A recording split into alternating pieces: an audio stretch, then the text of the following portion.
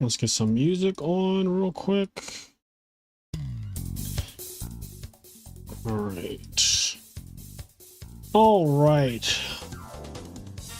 How is everybody doing? I'm getting set up. Ready? Add all these songs into the queue. All the music I like to listen to. It's a Thursday night. How are the people doing? How's everybody feeling? Can you hear me? All that good stuff.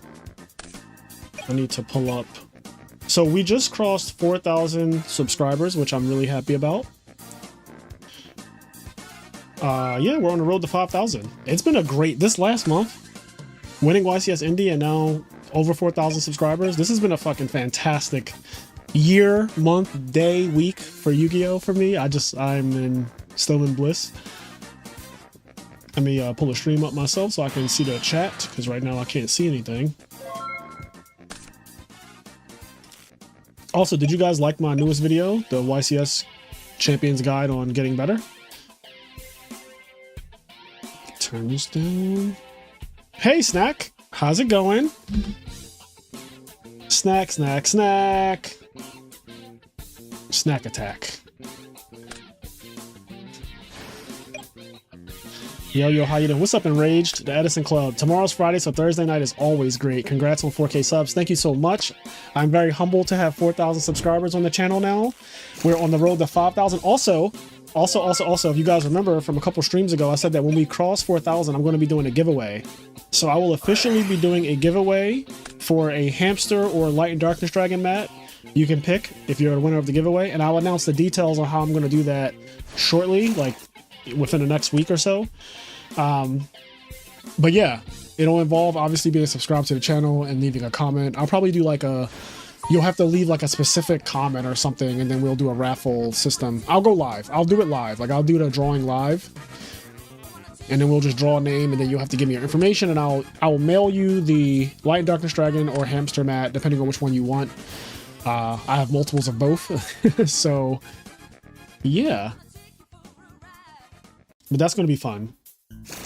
Mayberry, thank you so much. Thank you so much. 4,000 subscribers today. Really nice to wake up to that.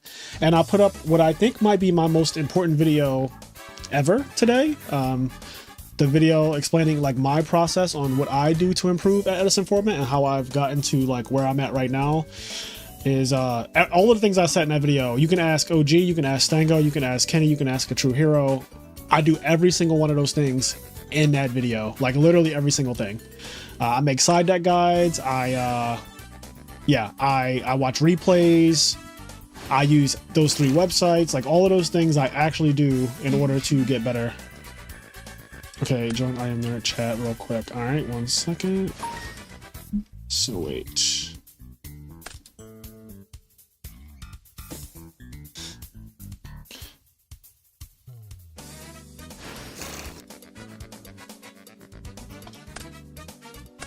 Sorry, can he message me? But how are y'all doing? How's everybody doing tonight? How's everybody doing? I am on very little sleep, and I've been just like working a lot, like my real job and also YouTube. So, but I don't sleep a lot in general, so it's fine. Like, don't feel bad for me at all. I like being up more than I like being asleep. I sleep maybe like 5 hours a night. I usually go to sleep around 1 a.m., like between 12 and 1 a.m. on a regular night, and I wake up around 6 or 7 a.m. Was this Machina Frogs? He got Colossal Army Armed. Okay. All right, let's see the bracket.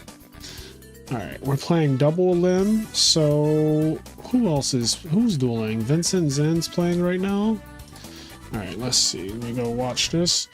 So this is a $90 tournament. There are 9 people in it, $10 entry. I'll give out all the money as prizes, of course. I don't keep anything. Here we go. I think this is the other match that's happening. Also, I think this says finals on it, this is not the finals. So let me hide that. This is not the finals of this tournament.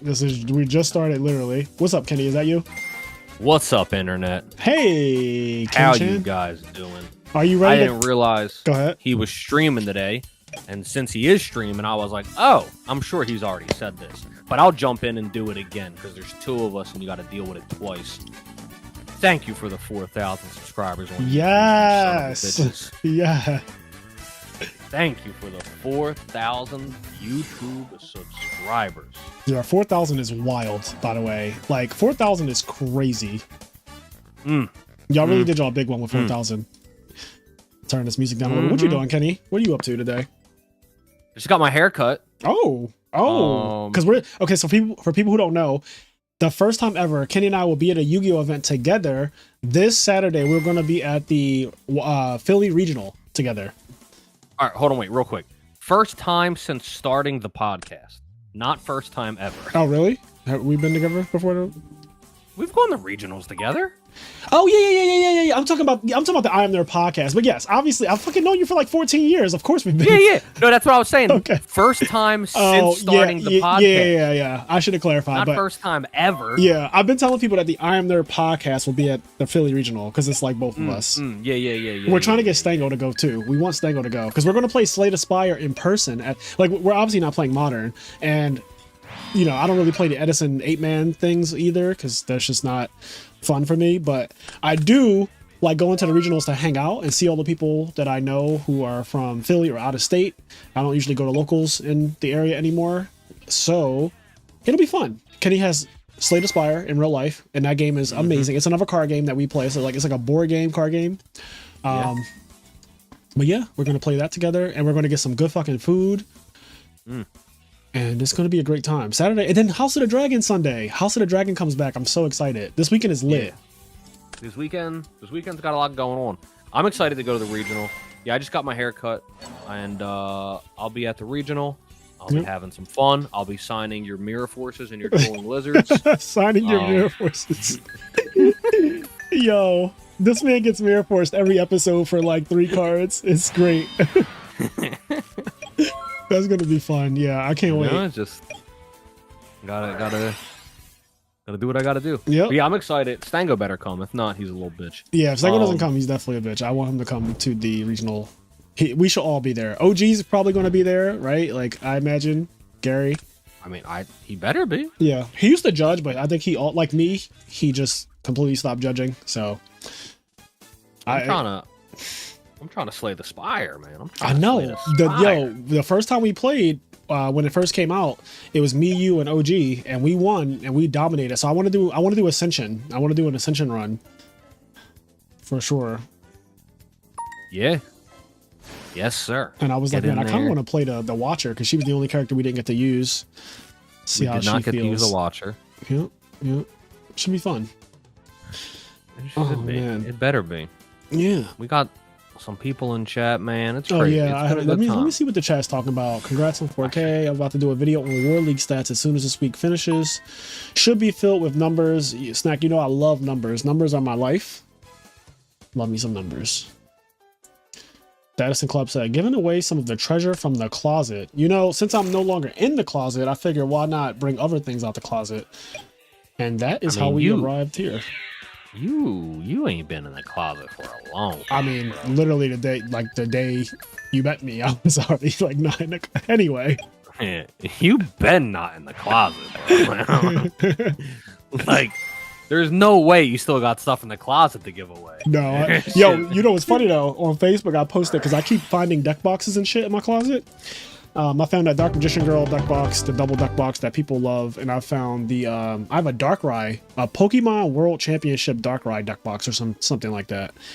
And I'm like, I don't even know when I got these items, honestly. Like sometimes I just buy things when I see them online from like years ago, and I just don't do anything with them. Like I just have several things that I just don't do anything with.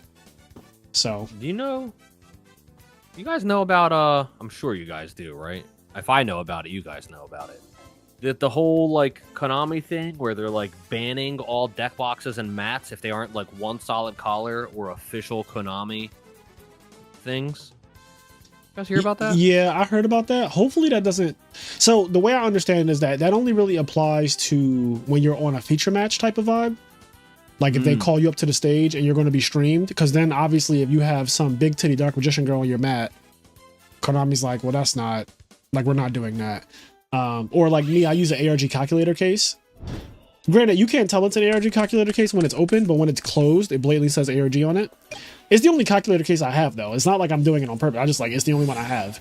But yeah. At Konami events, I understand I'm not one to like publicize like the One Piece trading card game or Lorcana, because people have like all these things. They have like mats and stuff from different card games, and Konami's like, well, we're not giving our competitors free press, right? Like that's not. Yeah. So I get it, but if they do that on a widespread level, like even if I'm just playing my opponent in the dregs, like just in the regular tables, that would be awful. It would be awful. So what I think I think everything Fraser said is true, in terms of like not doing it on the camera. But I think what the people in chat is saying is the thing that I read.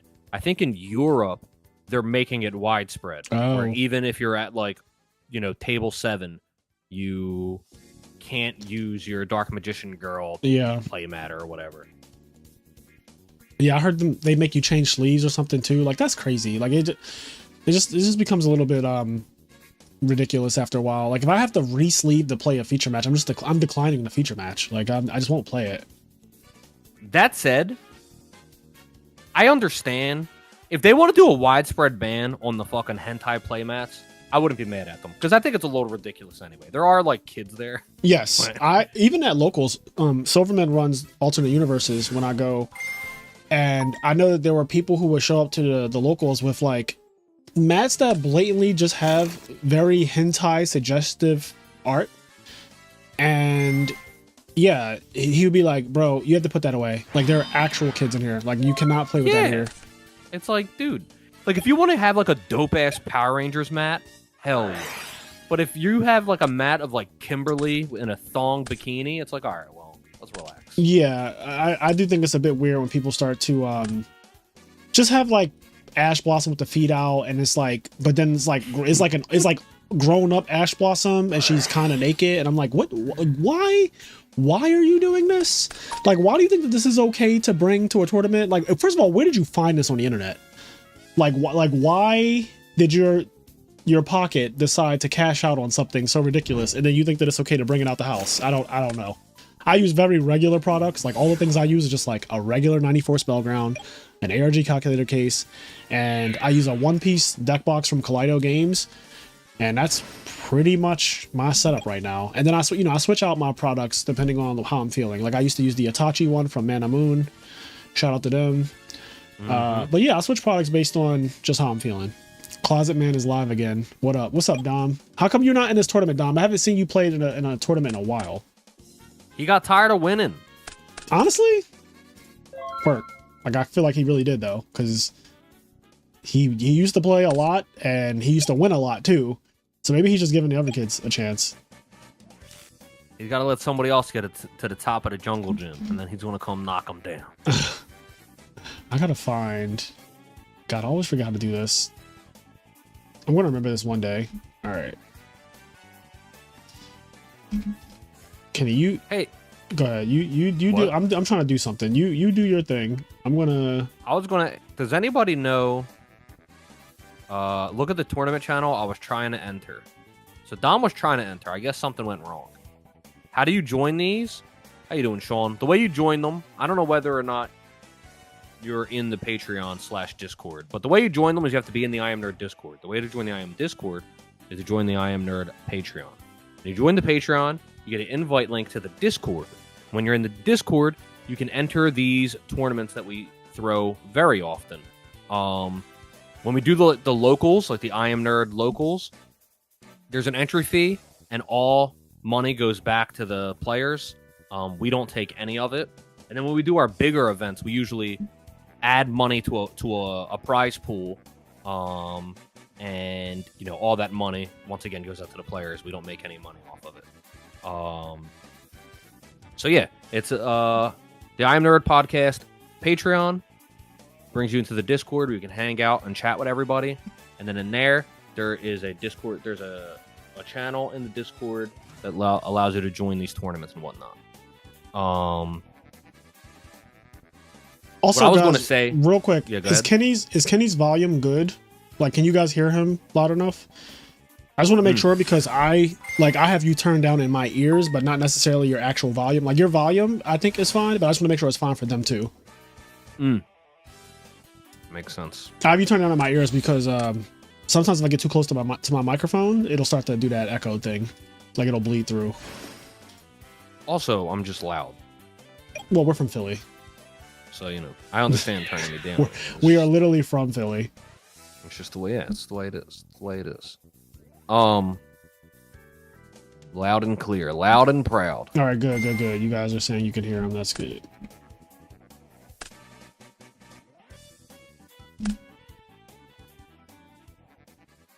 He's always been a proud boy. Hey, $40 for 4K. Thank you so much, Frozen. I appreciate you. Join the Discord. The big IMNerd tournaments are amazing. Yes. The next one we will have will either be in July or August. I'm not sure which because I still haven't come up with the idea yet. But if anybody can give me some, while we're here, if you have some cool ideas for a special Edison tournament, let me know. Like, you know how we did Terrible Twos where every card was semi-limited? Or we did the one where you can only play one of each card. We've done one where your deck had to be all the same attribute. Yeah, we've done all these different kinds of IMNerd tournaments, and they're completely free to the people in our Discord server. So like if you're on our Patreon and you have access to the Discord server at some point, they're free to you, and people have won money and they didn't have to pay an entry fee or anything for those tournaments. They're just completely free. We've had tournaments that are all the way up to $1,000 thanks to Frozen Soul. We've had $500 tournaments. We had $300 tournaments, just all different levels of tournaments. So definitely check that out. But yeah.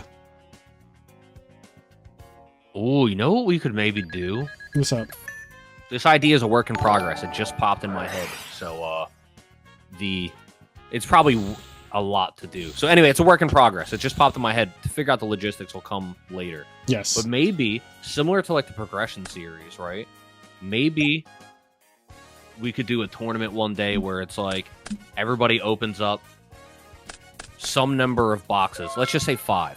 They can pick 5 boxes from any set that's legal in Edison format. They open up like 5 boxes, draft a deck, and then when they beat their opponent, they like can pick a card out of their deck and add it to their deck, like, you know, Battle City shit. I don't know, something like that. It's just something that just popped in my head. I don't really know how that would work, but so as I was just talking to Simo today actually, and he was talking about a draft, like an Edison draft format, and I thought that might be interesting.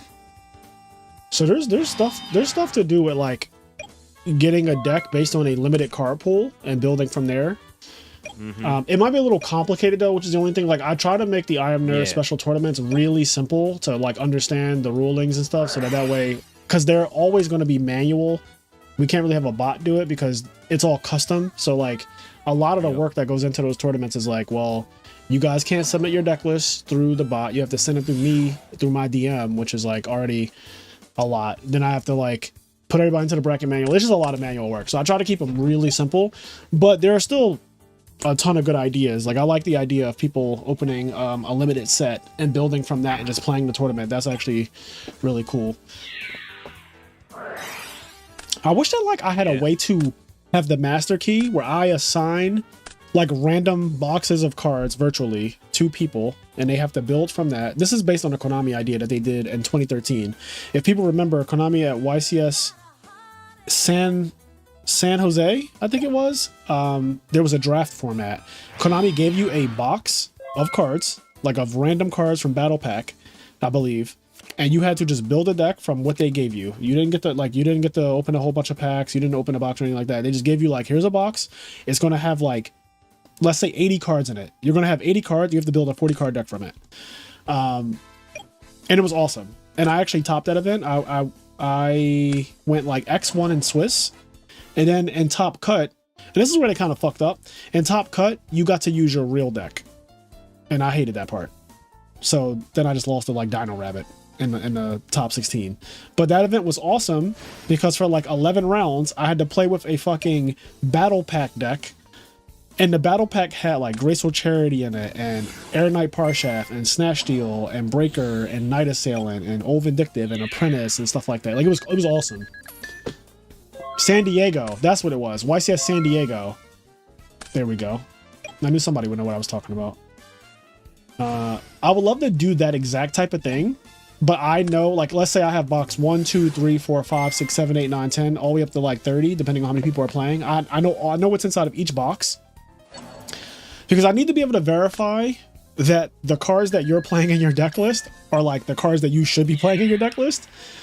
So I should be able to check, like, okay, box 15 had these cards in it, and yeah, that's kind of the idea behind that. All right, I'm gonna move this out the way for a second so I can check the bracket and then watch another round. So I think we got Alex Flamer is playing against Spiral. These two are both in the winners bracket still. Alex is back on his Solidarity Black Wings deck. I've seen this before. Alex Flamer? That's Flamer, yeah. AF is Flamer. Like, that's actually Flamer. Hey, Flame Game.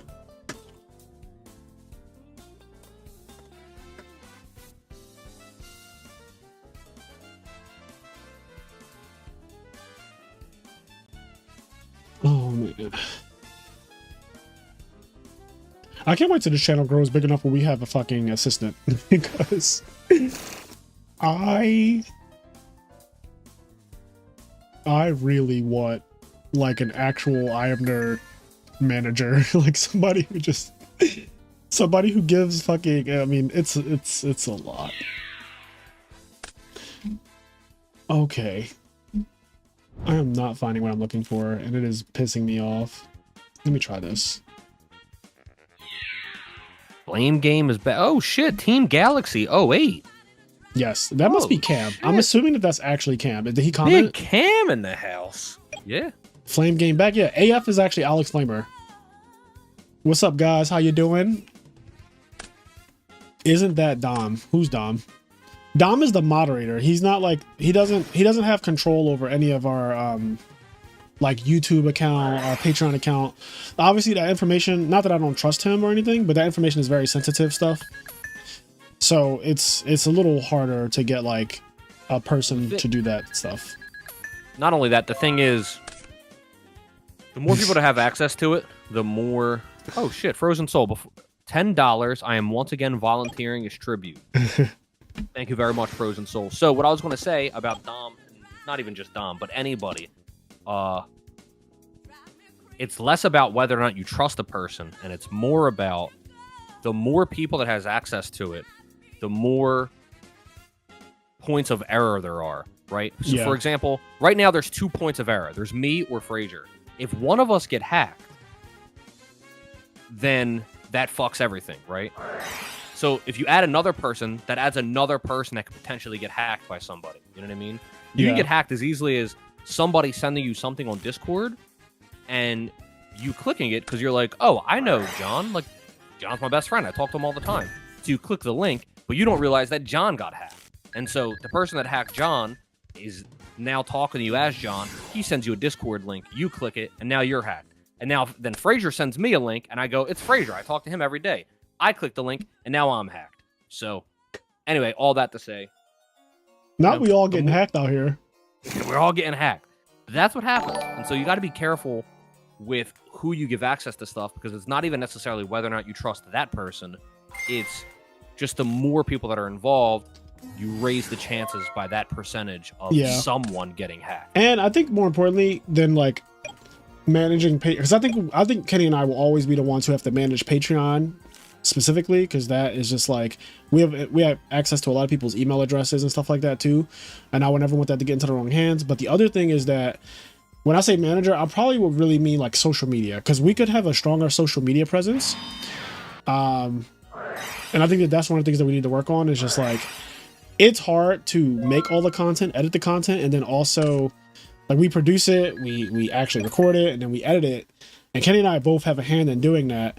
But then in terms of like posting to Facebook, posting to Instagram, posting to Twitter, like all of these fucking places that like TikTok and making shorts out of things, it's like a lot of work and it's all manual. So yeah. But it is nice that we are growing. We are going to be at, hopefully we'll be at 5,000 by the end of summer. Like I'm hoping that, I mean, at the trajectory we're going right now, like if the channel grow, the way it's growing at, like at this very moment, if it goes right now, we'll be at 5,000 by like August, which would be amazing. But yeah, we are out here. We are out here just doing our thing. Finally, I fucking found it, bro. Okay, all right, I know where this is now. Damn it. I found it too. Did you really just find it? I'm pretty sure I'm in the right spot. Yeah. It's in the customization specifically. It's in the customization thing. Yeah, this is okay. I'm going to take a screenshot of this. Just going to put this in the chat with me and Kenny. And then I'm also going to put it in my I have a personal Discord server that I just post random shit in. Like whenever, like it could be anything too. I'm talking about the most random. If I just have a random idea and I need somewhere to jot it down quick outside of my phone's notes app, I'll just like go into my personal Discord server, which is just me in it, like no one else. And just, I have all these different channels and I just post shit in there. I have that as well. It's one of the reasons why, even though sometimes Discord does something to annoy me and I say Discord sucks, just know Discord that I never mean it. Because it's actually one of the most broken apps of all time. It is. I only communicate on Discord basically now. Like I tell people all the time, if you want to communicate with me, it's Discord. Yeah, because I also have a personal Discord server, and it's organized by so much stuff for what I need. It's like there's like a podcast thing, there's like a Critical Hit Plus thing, there's a fucking D&D thing, a gaming thing, an all blue thing. Oh, so someone asked top 3 places to get a Philly cheesesteak in Philly. So I'm just going to give you my number 1 because top 3 is ridiculous for cheesesteaks. I feel like you can name a bunch and that's great.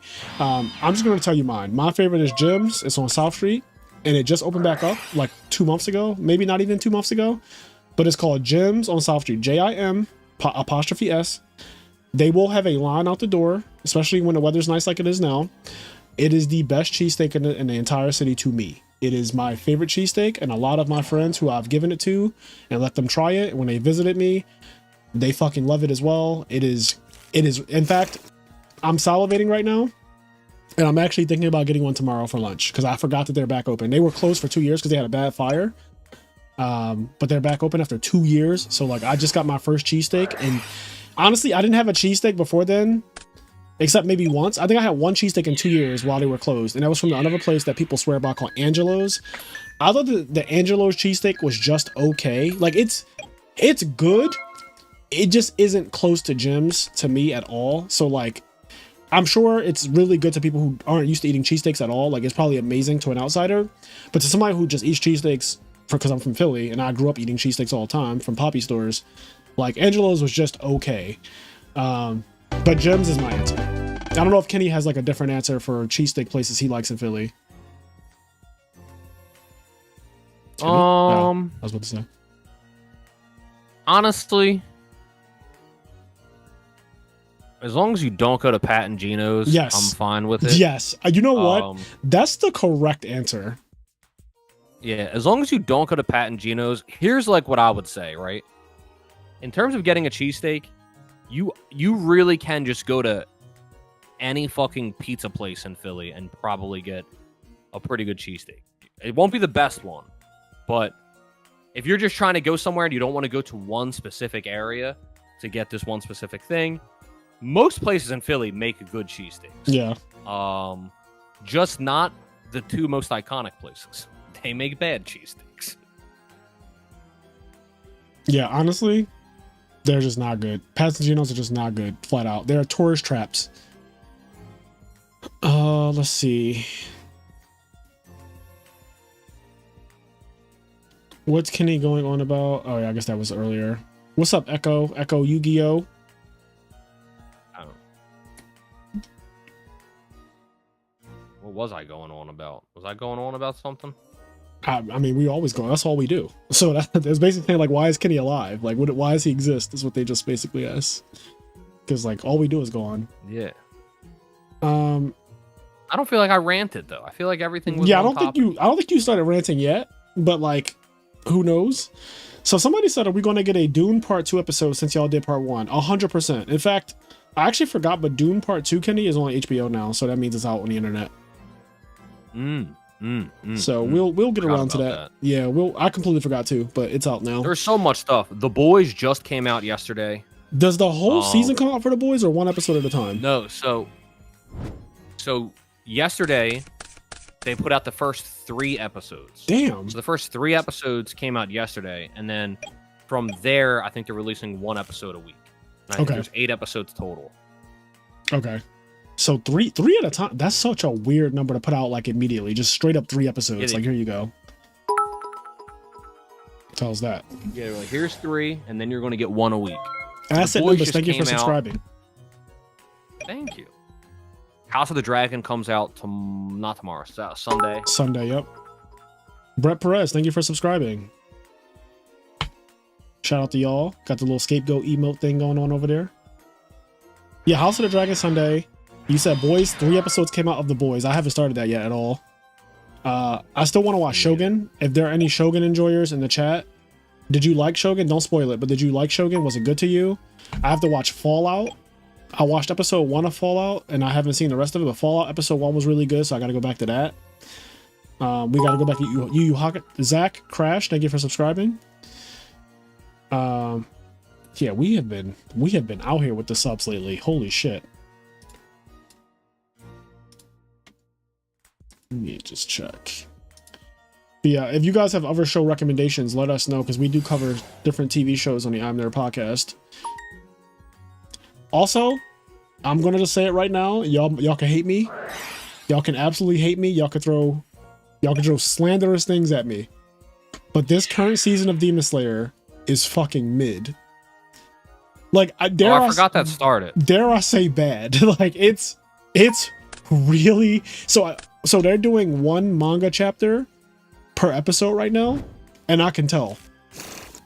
Like, I can tell that the episodes are literally 1 manga chapter. I can actually tell that it's 1 manga chapter. That's how bad these episodes have been. Well, I haven't started it yet. But if anybody saw our last episode on Demon Slayer, then, like, you already know. I'm not surprised. Yeah. Episode 1 of the new season, as always, is amazing, and that's only because it's cinematic. They do the thing where, because it was in movie theaters, so they did that thing where the first episode of the season is like epic as hell, and the music is amazing, the animation's like insane and all that good stuff, and it has all this build up. Every episode after the first episode, that first episode was like 48 minutes, it's an hour-long special type thing. Every episode after that has been so, like, they just dragged. The episodes have been dragging. Huh. Yeah. I mean, I'm going to watch it. But of course. You guys know, man. I think you guys can call me a hater if you want. You guys can call me biased. But I think the internet went fucking lunacy when the whole internet decided that Demon Slayer was better than My Hero Academia. Yes. I took that personally. Yes. Yes. I just don't. Yes. I still to this day don't understand how that became like the popular opinion. Because it's the animation, I don't think it's close. Like, literally, people just saw the animation. They were like, "Oh, this is a better show." It's the microwave generation. Yeah. It's literally just the microwave generation that love, like, the shiny new thing. And Demon Slayer is very shiny, and at the time it was new, right? But season 3 was not good, like, flat out. The season with the two upper moons was just not well written at all. And this arc, this Hashira training arc, as it's called, it is dragging so hard. Now, it's funny because we complained about the pacing before where it was too fast, but now it's just like, bro, what is happening on screen? Like what is this? Well, here's the thing. You were an avid hater of One Piece once when you saw the light. Yeah. Well, I'm happy. Like, you know what? God might be real. You know, sometimes you gotta. sometimes God's gotta come down, and either God or Kendrick Lamar. You know, you gotta pop out and show him. You know, but what the fuck am I even talking about? I don't even know. Oh, My theory on Demon Slayer. You guys ready? If you saw the last podcast episode on it, which was when season 3 came out, you may or may not already know this, but here's my theory. My theory is that they like to count until like 1, after 1 is 2, and after 2 is 3. And in season 1 they killed a lower moon. Spoilers for Demon Slayer. Spoiler for Demon Slayer up through season 3. Okay, all right, you've been spoiled, warned. Season 2 they killed a upper moon. Season 3 they killed 2 upper moons. And so my theory is, don't say it. This season they're either going to kill 3 upper moons, or since it's a training arc, I didn't know it was a training arc. If the entire arc is literally just training, then maybe they kill no upper moons, and then the next season they just kill all of them. Like, yep. Which is you know what's funny? It's 3 of them left. So yeah, because they killed 6, 5, and 4. So well, there you go. So they're either going to kill all 3 this season or all 3 next season. You know, this season they might not kill any because they're going to train. But I guess there's got to be like a climactic ending. So. Yeah, I can't wait to get to the end because I just want to be done with Demon Slayer, to be honest. But I don't want people to spoil it, but I do want to get to the, I want to know what the major plot fucking thing is, because right now it's just kind of a bore. So I'm gonna read some of the chat real quick. So Rich Silverberg said, "Congrats on Indy, bro. Good to see you on top again. No Diddy." No, so you can't say no. I was about to say you can't say no Diddy because it's too late. So I'm ignoring the no Diddy part. In fact, I might remove this comment. I just removed this one. Yeah, I'm removing the no Diddy. Hey Fraser, returning player, haven't played since Mythic Rulers. Top tips for learning Edison. Well, it's funny you asked that because I literally dropped a video today with that exact topic. So subscribe to the channel. Well, actually, if you're chatting right now, you must already be a subscriber. But why don't you watch the video and you will learn what I do to be a YCS champion level duelist. Like literally exactly what I do to be at this level. What about a side deck pattern guy for Hero Frog? You can pay me, Andrea. Demon Slayer is so mid. Animation is A+, but the plot is a solid D-. The plot is a minor. Oh, Fraser, I talked to Kenny about it, but bro, I made it to nothing happened in One Piece. I had to message Kenny as soon as I watched it. Yeah, that is honestly, nothing happened is like peak One Piece. One Piece has a lot of peaks though. Like One Piece is one of the only manga / anime that has like a lot of peaks. And Nothing Happened is one of the many peaks in that entire series. Because nothing happened. That's right. Let's see. Your thoughts on Instant Fusion and Welladad. I don't know anything about Welladad, bro. I'm gonna be honest with you.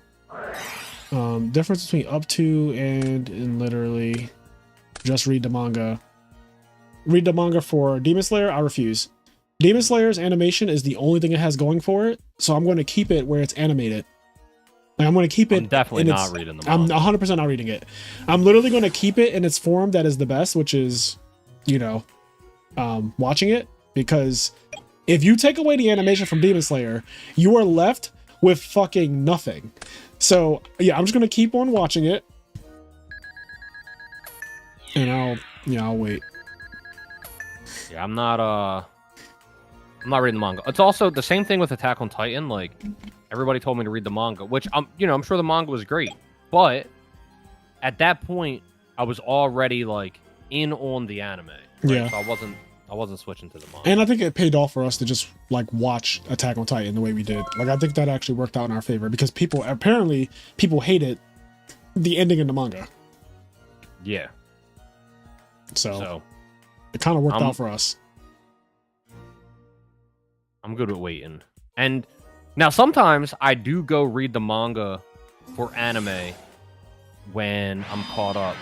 But that's only if when I watched the anime, it was so like, I don't know. It made it so that I had to read the manga. Like, I just have to know what happens next. And like One Piece. One Piece is so long. I got caught up. I was current, and I was like, well, I have to just like read. But Demon Slayer doesn't do that to me. My Hero Academia did that to me, though. When I caught up to the anime of My Hero Academia, I was like, well, I'm not waiting a year for the next season. Yeah. I was like, I'm just going to go read it. The manga ending is the same as the anime ending for Attack on Titan, I think. It's not quite the same from what I understand. So the manga ending is kind of hard to tell what happened because it's just like the way it's drawn. In the anime, they expand it. They expand on what you see at the end of the manga. So while the conclusion is basically the same, the medium that you see it through is just more expansive, which changes your perception of it too, though. Right? Like that's just how consuming something through different mediums is. Like, for example, I enjoy reading One Piece a lot, especially the original One Piece, like let's say episodes 1 through 500. I really enjoy, like I read all of that. And when I tried to watch the anime when I was younger, this is over 10 years ago now, but when I tried to watch the anime, I did not enjoy it so much because I just couldn't get around the animation and stuff. But the way you like it's the same thing too, but the way you take it in is just obviously going to have an effect on how you perceive it. Also because at one point One Piece got to a really bad padding issue with the episodes. Like they were doing 1 chapter per episode, which even in One Piece it's like, all right, bro, like, all right, what are we doing here? How much do I have to see Luffy stare at somebody and just grunt and then see another person stare at the other person and just grunt? And it's like, then they do their laugh and all that. It's just like, all right, I get it. Will this be uploaded somewhere? You mean like this video, this live stream that I'm doing right now? Because all of the live streams are all VODs on the channel. Like every single live stream that we've done is public. It's right there on the YouTube channel. The anime ending is also terrible. Well, TJ, you're entitled to that opinion. I think Attack on Titan is in my top 5 animes of all time. It is literally one of the absolute best animes ever. My number 1 Agreed. is Death Note, and Attack on Titan might actually be number 1 if I watch it from start to finish, which I'll probably do at some point when I find a time to.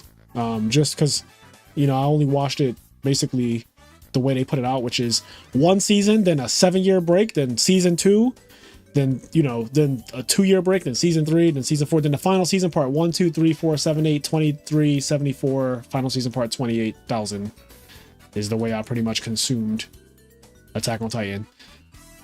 But I think it's a lot better if you just like watch it straight through. You know what manga I want to read? Ooh, a manga, huh? The Promised Neverland. Yes. Because they ruined that anime. I heard that the Promised Neverland's manga is really good. But I've never read it myself. But the anime definitely did get like bad. Season 2 of the anime they cut out so much apparently, and they just like skipped over things and they just ended it. They were like, we're done. Out of nowhere. It kind of got the Soul Eater treatment. If you guys remember Soul Eater. Yeah. I was just like, what? Because season 2, I mean, not season 2. Season 1 was like, oh, this is like a fucking S tier anime. Yeah, it really was though. Like actually, season 1 is actually S tier. Yeah, and then season 2 happened, and I was like, what is this? Nani? Yo, so somebody said Demon Slayer is just Hell's Paradise for children, Killer Queen. So you know what's funny about that? I randomly, for no reason at all, one day just decided to watch Hell's Paradise, and I watched the entire season 1 in like a day and a half. And it was good. Like I enjoyed it. It wasn't like the best thing I've ever seen or anything like that, but it was blatantly just, it was really watchable, and I enjoyed myself watching Hell's Paradise. For people who don't know, I'll just give like a brief synopsis, but Hell's Paradise is like an assassin. He is a criminal or whatever, and he's about to be beheaded and killed. But instead, they offer him an option to save himself by going to this island and bringing back this eternal life potion that's supposedly on this island. The problem is everyone who's ever gone to this island has not come back alive. Like not a single person who's ever gone to the island and came back alive. So that's the premise of the the show, and I watched episode 1, and then I was like, you know what, I'm buying it, okay. And then I watched episode 2, and next thing I know, I just binged the entire thing in one weekend, and I was like, all right, this was just good. You're like, I'm in. Yep, I'm in. And sometimes I get caught like that. Sometimes I get caught with shit like that. I just watch episode 1, and I'm like, you know what, I like it. That's what dude, that's what Promised Neverland did to me. I'll never forget. I never forget I had somewhere to be in the morning, and I was like, oh, I'm just gonna watch like an episode or two. And then I just stayed up the entire night and I watched all of season 1 that night. And I was like, well, tomorrow's gonna suck. Yes.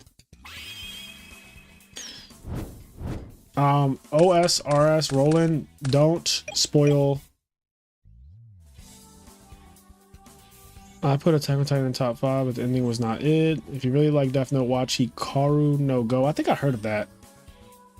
I started. Yeah, we talked about it with Frozen Soul. It's the anime about the game Go. Okay. Hikaru no Go. I started One Piece and watching it at a snail's pace. Well, you're going to be watching it for years then. Oh, I'm binging Vinland Saga. That's another anime. I watched the first 4 episodes of Vinland Saga up until the major event that happens in episode like 4, I believe. You know what I'm talking about. And I did not continue after that, but I always meant to go back to it because I heard such good things about Thorfinn and Vinland Saga. And the first 4 episodes, I've seen them 3 times, I think. I watched them once by myself. My best friend came over one time, and I wanted to put him on it because I actually liked it myself. We watched the first 4 episodes. And then another friend came over, or like a date or something, and we watched the first 4 episodes. So I've seen the first 4 episodes of Vinland Saga 3 times and have not gone past episode 4.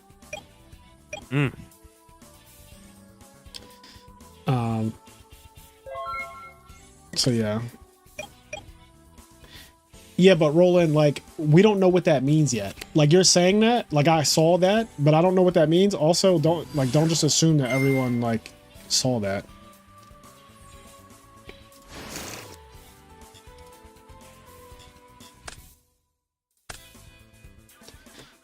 Like, Demon Slayer is actively still airing, and there's still a lot of things that, like, we do not understand about what's happening if you're an anime-only person like we are.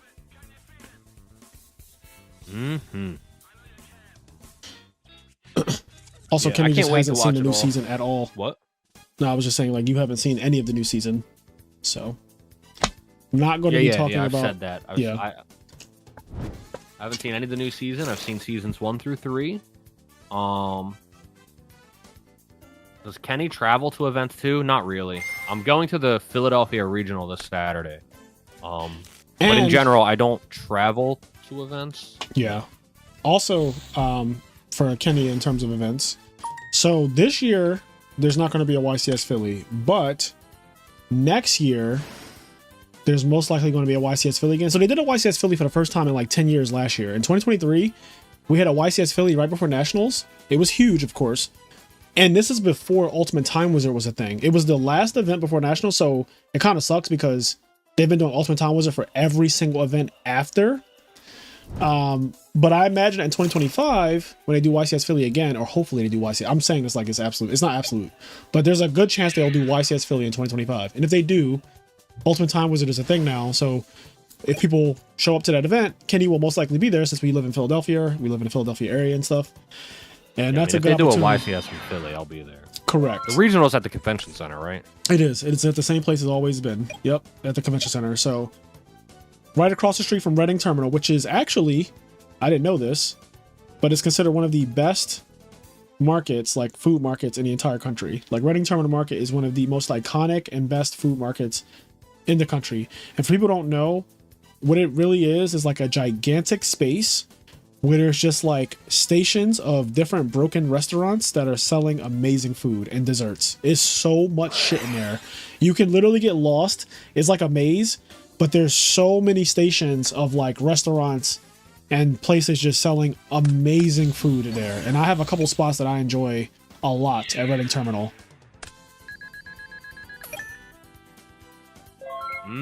Maybe I will win YCS Philly. Maybe I will win. I'll just go in there. You guys don't want me to win, though. You guys don't want me to win. You guys don't want me to win, and then saying "I'ma" and stopping. Like I know he's about to say some shit when he said "I'ma," and he just stopped. Like you guys don't want me to win. Guys, it will not be good for the community. If Kenny said, "Don't let me, because I'm not eating a humble pie." If I win, it'll be bad. It'll be real bad. Kenny said there will be no humble pie if he wins. Okay. No humble pie at all. Oh man, I might have to start grinding just to try to win. You know. Listen, I told you, King. I'll give you a Blackwing deck, and you just got to go swinging that shit. Just go swinging. Yeah, but that doesn't win. It's Vayu and Hero Frogs. Or Hero Frogs. Yeah. I just got to do the math on the day, you know? You know what's funny? You know what's so funny? So before YCS Indianapolis, the last event was won by Vayu Turbo. And I had noticed the pattern of Vayu, Hero Frog, Vayu, Hero Frog, Vayu. And so I was saying, like, man, I could play Vayu because Vayu is technically like the best deck that has won the most tournaments. But I was like, but I think it's Hero Frog's turn to win and to keep the cycle going. And I won. And I won. I kept the cycle going. So yeah. What's up, Bluff Knock? What up, Bluff? Maybe I'll just go like full crazy with the 60 card Lightsworn deck. Lightsworn is also fun. You played me with Lightsworn before, right, Kenny? That happened? Yeah. Okay, so yeah, you could I could definitely see you playing Lightsworn. Lightsworn is scary in Edison too. It's like actually a really good deck.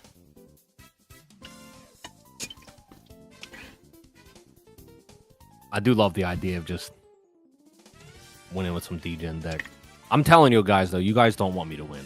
You guys think it'll be good for the content, it won't be. All right. No, honestly, you winning would be amazing for the content though. The content will go crazy. Okay. I'm gonna do your deck profile. Let me correct it. It'd be great for the content. It'd be horrible for the format. It'd be horrible. It'd be horrible for the format. Oh my god. Oh, Hydro Pump might be on to something. I might just go in with like Dragon Turbo. If I enter enough times, I can win. You know? Thank you, James Kate Polk. He said, love the channel. Congrats on 4K today. Literally listen at work almost all day. I appreciate you, King. And I noticed you do leave comments under our videos, which we appreciate. All the engagement and stuff. So I see everything that you say. I read every single comment, even if I don't respond to every single one, because it's a lot sometimes. But I do see all the comments, and I appreciate them. But yeah, thank you for the 19.99. And I'm going to continue to pump out content. Me and Kenny, we're going to the shorts, Who's That Yugimon, ranking things randomly and all that. We're going to do some content this weekend while we're together. We always try to do stuff live. So that's fun. Also, I just bought I bought 2 microphones that connect to cell phones so that way the audio quality isn't shit when we're recording things in person. Yes, I bought them on Amazon. So it was like $100, but I don't know. It's probably on my bed.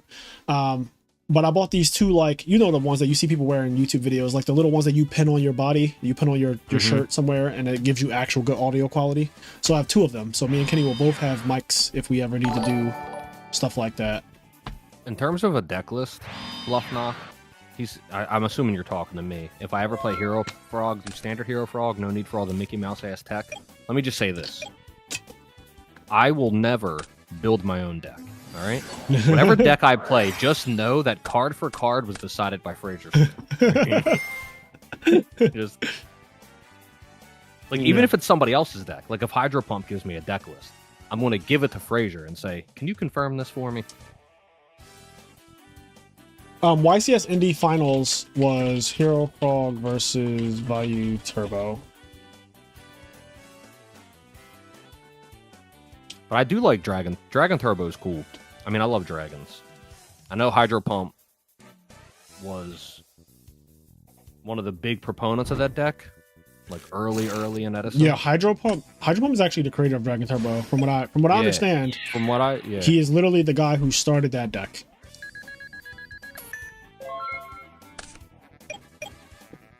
Bluffknock said, "Let me tell you guys how funny Fraser is. I messaged him asking about OBS stuff, and he said, 'Boy, take your ass to YouTube.' Listen, I told him the truth.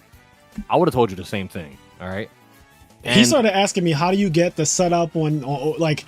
I said, "Bro, I literally, and I kid you not, I literally watched a YouTube video and did a step-by-step process on how to set up OBS. Like I literally, one day Kenny was like, streaming on his, because Kenny has been streaming for years on like Twitch and stuff with Critical Hit Plus, and I used to watch him when I went to sleep because Kenny's he's a night owl, and I never knew like how much work goes into just the setup. But I'm a person that likes to figure things out on my own, so I went on YouTube, I found out everything, and then one day I just started going live on YouTube. I didn't even have to like ask anybody. I just like watched a YouTube video or 3, and next thing you know, I had a setup.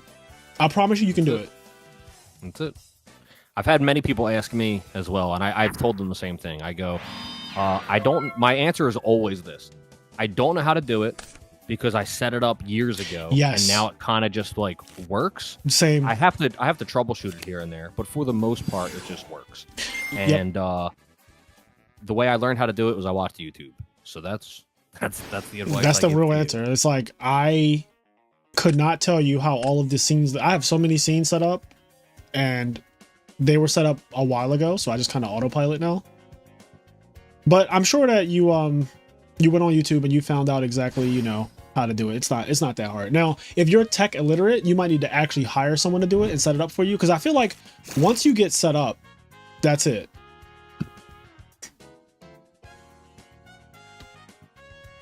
Did I find a good guide on how to make YouTube shorts? Any video I see is pretty vague. For how to make YouTube shorts? No. So the true answer to that, Hydro Pump, is literally, and you can ask Fraser. Well, Fraser's here, so he'll just confirm. When we came up with the idea for YouTube shorts, I said to Fraser, hey, let's just start recording and figure it out as we go, because I don't really know what the process of this is going to be. So we're just going to do it, and then like we'll figure it out as we go. And that's kind of what we did. Like, and it, you know, when we first did it, that first night took a couple hours to like do everything. We like literally to do. 4 hours. And now when we want to record shorts, we do it in 30 minutes. Yes, and we record a lot at once. But yeah, the shorts thing, I think that with everything, Hydro, you just have to do it. Like, you just have to literally start doing it. Like, take some time out. If you really care, my whole thing is like, when you really want to do something, you'll figure out how to do it. Because there's no excuse with the internet the way it's set up right now. Like, YouTube has the answer to almost everything. Like, I could do a C-section off of YouTube, and I have watched C-section videos on YouTube. All right, he needs to relax. He needs to fucking relax. Bruh. What the fuck is happening? I'm telling you the truth. I watched this. One day I was curious about Fraser doing a C-section with a margarita in it. He's like, I learned how to make this margarita on YouTube, and now I'm drinking it while I do a C-section. I was curious one day, and I said, you know what? I keep hearing all these stories about C-sections, and I just fucking watched a C-section on YouTube. I wanted to know what it was like. I just wanted to watch what it was. I have a very curious mind, and YouTube does not help. When it's late at night, when it's like 1 a.m. and I can't sleep, I just start typing shit in on YouTube. I don't know what to tell you. Okay. Bluff Knock. I think I've watched all of those anime like before you were born.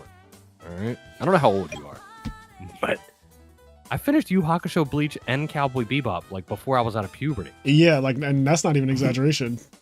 Like, that's crazy. He said, I'm exposing this white man today. Like, what are you exposing? You ain't exposing nothing. You're not exposing anything. Everything is still fucking covered up. Like, there's not a single thing's been exposed. The next video needs to be Fraser doing a C-section. Yo, C-sections ruin breakfast for me. That's crazy. You know what's funny? I don't have a I'm not squeamish. I think it's a term for it. Like, I can see something, but I'm gonna eat. Like, I don't care what you show me. When I'm hungry, I'm gonna eat. Like, nothing can stop me from a cheesesteak or a slice of pizza or some good fried chicken or whatever. Like, you can't do anything. You can't show me anything that'll make me be like, oh, I lost my appetite. That's just not a thing for me. I also watched tooth extractions because there was a time when I had my wisdom teeth impacted. They were growing sideways, and I was in a lot of pain. And so I had scheduled with an emergency dental service. I scheduled them to be extracted in like a day from the night that this happened. And I went on YouTube, and because I was in so much pain, I started watching wisdom teeth extractions with the hope that like seeing it happen would give me some relief. And I kid you not, it actually worked. Like, me watching them take like this little hammer thing and like hit the tooth and the tooth shatter, and then they like start taking the pieces out the socket. That shit, and like all the blood and stuff, that shit literally gave me relief from my own wisdom teeth as I was watching it. Like I was in pain, and I would watch that and it would feel better. I don't know how we got here, by the way, but yeah. I don't know how we got here either. This is how the podcast is. This is basically the IMNerd podcast live. Listen, Bluff, you can come back on the podcast and we can talk about Yu Yu Hakusho. We can talk about Cowboy Bebop. We can talk about Bleach. We can talk about all that. All right. I mean, me and Frazier are going to be doing a lot of Yu Yu Hakusho episodes. On that note, somebody asked earlier, we talked about this a little bit, but are we going to do a Dune 2 episode? And like that's going to happen. But just to give you some insight on like what is upcoming. So, you know, this Saturday we're going to the regional. And so obviously we're going to do like a weekend recap, regional recap, you know, podcast episode. And then following that, we have some Yugi talks that I think are maybe planned. I won't say who or what is going on there, but we have, you know, that. And then we still have Yu Hakusho that we're watching. And we're doing like periodic episodes on that. We've done 2 Yu Hakusho episodes. A third one's coming. We're doing original Dragon Ball. We're going to do The Boys, probably the first 4 episodes and the last 4 episodes. We're going to do Game of Thrones, House of the Dragon. We're going to do Fallout at some point. We are going to do Dune 2. So there is not a shortage of episodes. Like there is a lot on the horizon. So we just have to get to it all.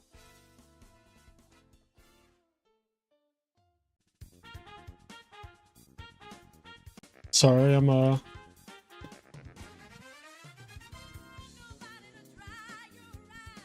okay. So Spiral and Pudding play each other now. Mm-hmm.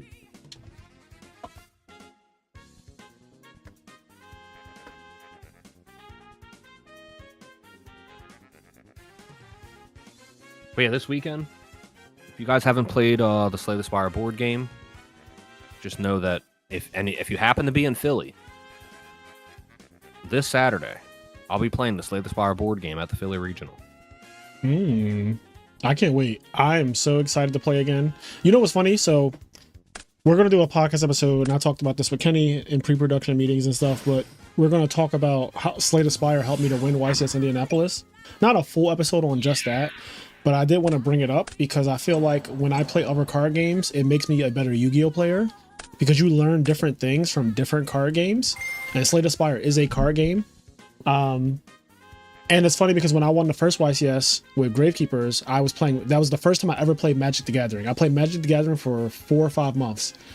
And then I quit that game, went back to Yu-Gi-Oh! This is when Yu-Gi-Oh! Was in Frog FTK format. So 2010, before I won the YCS, was Frog FTK format.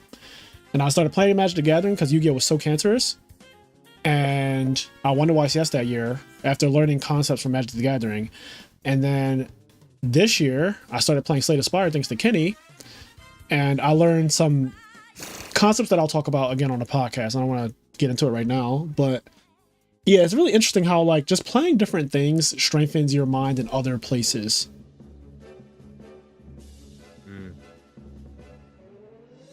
I agree. I had a similar experience when I was playing Melee a lot, and I was trying to compete in Melee. And then I took a break from Melee to compete in Street Fighter 4, and I went to EVO in 2012 for Street Fighter 4. And when I went back to Melee, I felt like I was better at Melee after playing Street Fighter 4 because I feel like it trains. Sometimes you can get locked into the way you think you're supposed to play a game. Yep. And then doing something else kind of unlocks different areas of your brain. That's not to say that like Street Fighter 4 is better than Melee and you can get better. I think it works in reverse. I think if you're a Street Fighter 4 player and then you took a break to go play Melee, I think coming back to Street Fighter 4, you would be a better player because it just unlocks different facets of your brain, and you realize different things. The main thing Street Fighter 4 taught me in terms of Melee is patience. I kind of realized like a lot of situations, like I don't have to, like there's a lot of situations where like I had patience where I wouldn't before, and yeah, it was just It helped a lot. That's a good point. Yeah, I think in fighting games it's probably very like noticeable too when you switch to a different fighting game and it requires, like, certain fighting games just require straight up different skills. They all require spacing though. So I think that once you start learning spacing, then like that can make you a better Smash player, or vice versa. It can make you a better Street Fighter player. But then the patience thing, like for me, it took me a while in Smash to realize to just not hold forward towards my opponent, because I'm such an aggressive person when it comes to fighting games. Like I like attacking, but then I just had to realize like sometimes you need to not be so aggressive and just like look for other ways to win the match. And so yeah, I've been learning that type of thing, and just listening to the top players talk in Smash helped me a lot too. Listening to Tweak and like MKLeo when people give their insight on how they play and what they think. And then also like Mars, he does videos on his YouTube channel. He's one of the top players, but he does videos where he literally will watch the grand finals and he'll do like freeze frame and say, see right here, he was looking for roll read. And I'm like, oh shit, I didn't even know. Like now I know what it kind of looks like when somebody's doing certain things in Smash. You know, whether I can execute on the same level is a different story. But like, I didn't even think like that before. Like, you know what I mean? Like, oh, I'm like waiting in this spot right here. Like I'm covering this area and I want you to roll because I'm in this area right now. And if you do, I have the punish like in my head already ready for you. So stuff like that. Just the way they like they know how to punish landings, which I never thought about either. Like you're vulnerable when you land, right? Because like your shields, like it's right before your shield's out, before you touch the ground. But like you're about to hit the ground, you get fucking forward smashed, you die. So it's like stuff like that is really, really cool to me. Hearing the top players talk about it, and then you start to conceptualize it yourself. And then also because I'm a very visual creature, seeing it is also really helpful to me. So like when Mars does those freeze frames and he's like, he thought he was going to jump right here, which is why he did this back air, but he didn't jump, and instead he rolled on stage, and so he gave up stage control. And like he just explains the whole situation really in detail.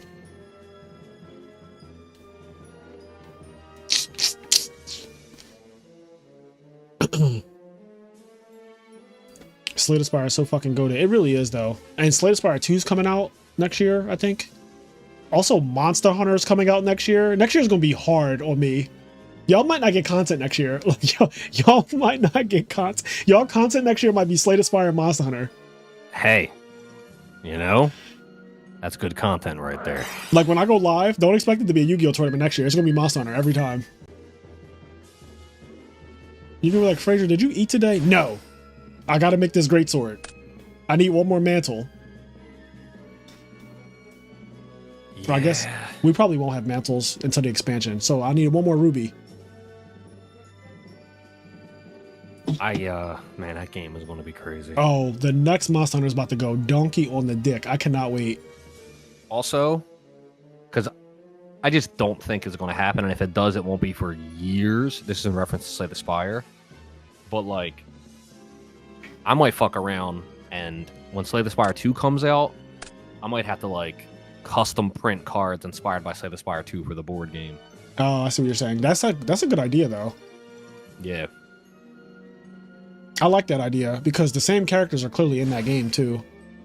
Mm-hmm. Yeah, I will stream Slay the Spire 2 for sure. Like I'll stream my runs and stuff like that. Right now on my main account, because I have two accounts now. I have a phone account, a phone, iPad. I basically have a Mac account, the one that's on like my phone, my iPad, all those devices. Then I have my Steam account. My Steam account is everyone's at Ascension 20, I think, except for fucking the Defect, because I haven't played that character in a while. But I also haven't played Slay the Spire. Now I haven't played Slay the Spire on my main account now in a minute. Like it's getting close to probably like 3 weeks by now. Just because I know I didn't play it around the YCS. The weekend of YCS, if you look at that week in the IMNerd podcast videos, you notice I took a week off. The week of YCS Indie, I literally did not play. I didn't put out content and I didn't play Slay the Spire. I just like took a week off to just like decompress, I guess. And I went into the YCS without playtesting, without really doing anything. Just like I just wanted to play the YCS with a clear mind. And that was the best thing I could do. It like I wasn't all stressed out and shit. So I haven't played Slay the Spire since YCS Indianapolis is basically what I'm saying. Like I have not played my main account, and I need to get back to that because I gotta get the defect is on like Ascension 16 or some shit. So I got like 4 more. I got 4 more ascensions to do with that character, and I fucking, dear God, sometimes it's just like how. It's just like when I win, it's like so blatant, but when I lose, it's like I don't know what I was supposed to do. Like, was this winnable? Like, I don't think this was winnable. Like, I don't think I had a fighting chance. What was I supposed to do? Yeah, I feel that, man. The defect. He's just. I feel like when I win with him, it was unlosable. Yep. And when I lose, it was unwinnable. I feel the same way. And I know, like, you know, we're not the fucking best players in the world, but like, I still be thinking, I don't think anyone could have won this run. I'm sorry, I just don't. Like, some of them runs, I'm just like, bro, this was not winnable. It's so funny. It is. Is Lightsworn the best budget deck in Edison? The best budget deck in Edison is probably Blackwings, right? All of the cards come common. And so it's a cheap deck. I think Blackwings is really cheap. But I also think that, like, when you talk about best deck, out of the best decks, I think Blackwings is the cheapest best deck that you could play. It's also one of the top 3 decks in the format. Like, Blackwings is big 3. I also just think it is cheaper than Lightsworn. It has to be.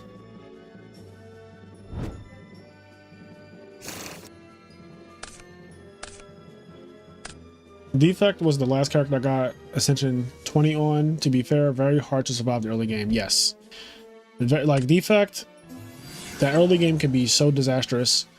But once he gets going, he becomes an unstoppable machine. Like, I did a Blizzard run. I sent the screenshots. I probably still have. Let me see if I can find some of these screenshots. I did a Blizzard run that was so fucking awesome because there's the card that I played the most, which I think is called Blizzard. It's considered not that great of a card. But I ended up with a deck that had like 5 or 6 cool headeds and 3 blizzards in it, and it just went crazy. Like, my blizzards were hitting for over 100 on all enemies. Like, it was fucking nuts. Oh, I actually have it right here. So this run right here, you can see this blizzard deals 112 to everyone, and I have 3 of them in my hand. Like, this run was so. So I must be on Ascension 17 because this is Ascension 16. You can tell this is cooked.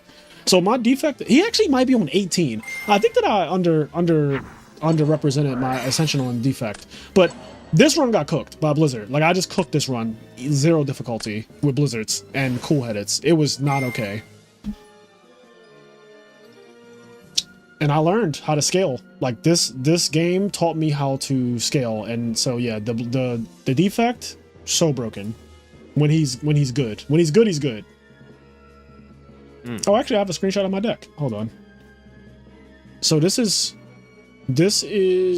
part of the deck anyway. 2 defragments, 3 blizzards, cold snaps, beam cells. Yeah, this deck was not okay. Let me switch back over. Cool-headed.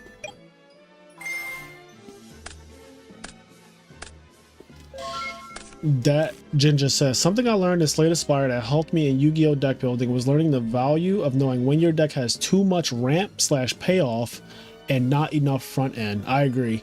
Knowing how to balance your deck between front-loaded damage and front-loaded defense, and then also a good amount of payoff, is extremely important.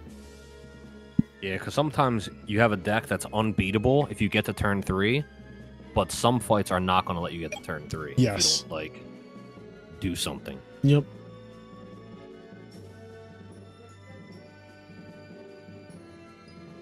One of the things so Bluffknock said, man, don't get no goddamn comments. People are going to think you sit down when you pee. So I'm in a really awkward spot in real life Yu-Gi-Oh! Because my best friend decided to max rarity my Hero Frog deck. So every time I have to play in a tournament in real life, I think about using something else, and then I look at my Hero Frog deck, and I just go, dear God, why does this deck look so nice? And then I just play it. Also, I think it takes a real man to play a deck of all commons, because that means that you're a man that doesn't care about other people's perception about you. You don't got to be all glitzed and glammed out like a fucking shining fruitcake. All right. Or like me, you know, a Shining Angel. That's right. My deck. Speaking of Shining Angel. My deck is lowest rarity. That said, my Edison deck sucks, and I do want to get like a new Edison deck, just so I can physically have it. It'll just be Hero Frogs because that's the Monarch deck. It is the Monarch deck. So, but I will be getting it lowest rarity. And I have most of the deck anyway. I think the main thing I need is like probably like Substitute and maybe like some of the synchros or something. I think something that's really annoying. TCG Player fucked me. I ordered some of the hero stuff. I ordered Infernal Prodigy and Malicious Edge, and it just never showed up. And then I like disputed it, and they like never gave me a refund. That's crazy. Yep. This was like last year or something. I remember this. I remember when me and you were both like getting cards and stuff, and that happened to you. I did have something similar happen, but I ordered $6,000 in cards on TCG Player. I got 108 packages, and one arm wing did not arrive. The problem is I ordered arm wing from 3 different sellers, and what I was doing at the time is because I was getting so much mail with packages, I would just like shred the envelopes real quick, open up the cards, and then just like go about my business. But what I didn't think about that could happen is, what if one of them doesn't send you a card and you order 3 of a card? So then you don't know which seller didn't send, because I destroyed the evidence of like the envelope that says like, this is what you ordered. So I had 2 arm wings. I was missing the 3rd arm wing. Thank you, Seba Frames, for subscribing. I had 2 arm wings, and I didn't know where the 3rd one was. Like it never got sent. I don't know who didn't send it. And I think they were like $8 each. So I could have savaged one of the sellers at random. Like I could have rolled a die and been like, well, because none of them were set with tracking. But I decided, I was like, you know what? This is actually my fault. It's a learning lesson. I'm just going to eat the $8, and I don't want to savage a seller and just be like, oh, I didn't get this card. And like, it could have been one of the 2 that actually sent it, which would be fucked up. So I learned to, from now on, when I order stuff on TCG Player, I keep the order slip for like a little while, just in case. Thank you, SJ, for subscribing. Damn, y'all are out here subscribing, okay?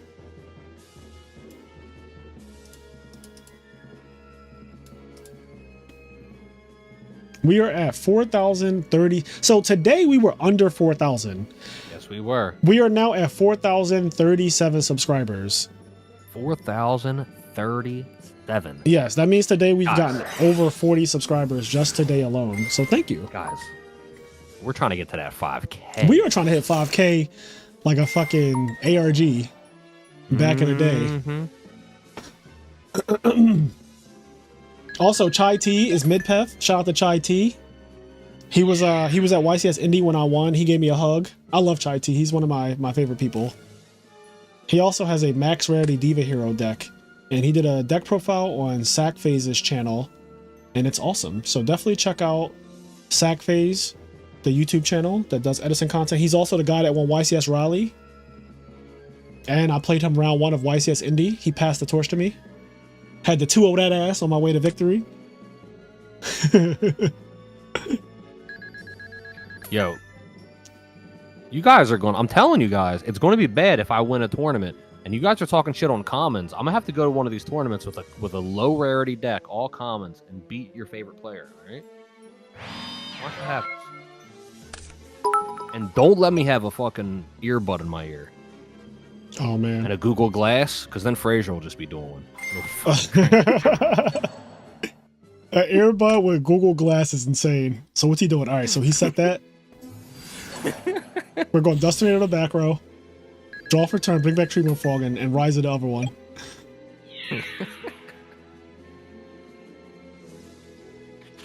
Oh man, I'm bad for business.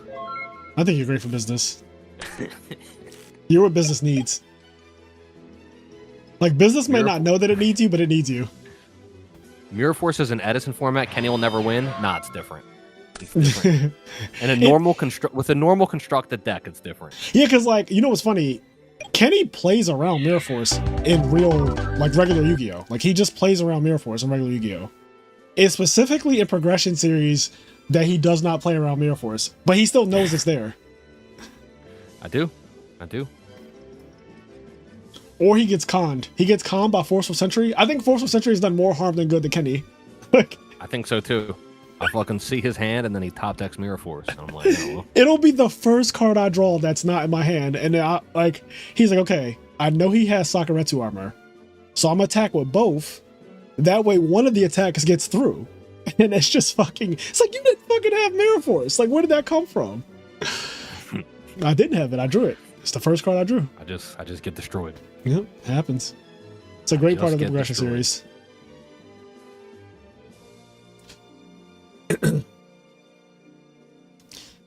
James K. Polk said the channel must be getting up there in algorithm. Yes, I think that the last like 2 weeks, honestly, because the video that I posted, the one that says how I won YCS Indianapolis, that's our biggest video ever. And mind you, that video is like a little over a week old. It's like 10 days old. Yeah, that video came out June 3rd, so it is exactly 10 days old. But that is our biggest video. And since then, since that video, I put out the tier list video, which is like 8,000 views. And I put out the one that's the best deck builder in Edison format, which is Dimitri. That one has like over 4,000 views. And then we have the anti-meta hero beat deck. That one is at like 4,000 views as well. And the one I put out today is already at 2,000, which is nice. It's doing good. It's doing good. I'm gonna make a compilation AMV of Kenny getting Mirror Forced. Listen, you can do it, all right, guys? You can do it. But listen, I'm telling you, it's different in a normal format. The thing about progression is it's so limited, and I don't know, your options are so limited that, like, you just gotta, like, go for it. You know? You gotta go for it. Yeah, also, oh, go ahead. Something you guys may or may not know, but I'm in an awkward position. This is, like, insider information of my brain. Now, this might make you dumber, so beware. But one of the things I always have to be worried about when I'm playing in progression is Frazier has multiple power cards that can stop my setup, like Snatch Steal, Change of Heart, Creature Swap, these like steal your monster cards, or Imperial Order, which just shut down your spells. So when I have monsters, I have to use them. I can't just let my monsters hang out and do nothing. They're going to get fucking Snatch Steal. You have a lot of board wipes. Mirror Force, Torrential, Dark Hole, and then like the steel cards. So committing to the field in a way that's not going to get you value is just not it. What I did notice, though, is that you exposed the weakness in my deck the one episode where you were playing Six Samurais. I think that's one of the last ones that they saw, but the fucking Grandmaster guy, like he's like resistant to all of the destruction cards. I was like, what the fuck? Yeah. And what's funny is that we're going to get to a point where like destroying cards is bad. Like destroying monsters is in 2014, Shadal's and Burning Abyss come out, and Raigeki and Dark Hole are just fucking terrible. Like those Mirror Force and like they become, I'm talking about awful cards, like awful cards in 2014.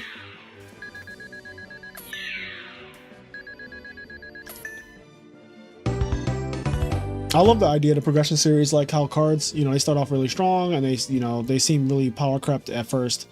And then you get to a later point, it's like, bro, this card's not even good anymore. Like, it's just not good. Like, factually not good.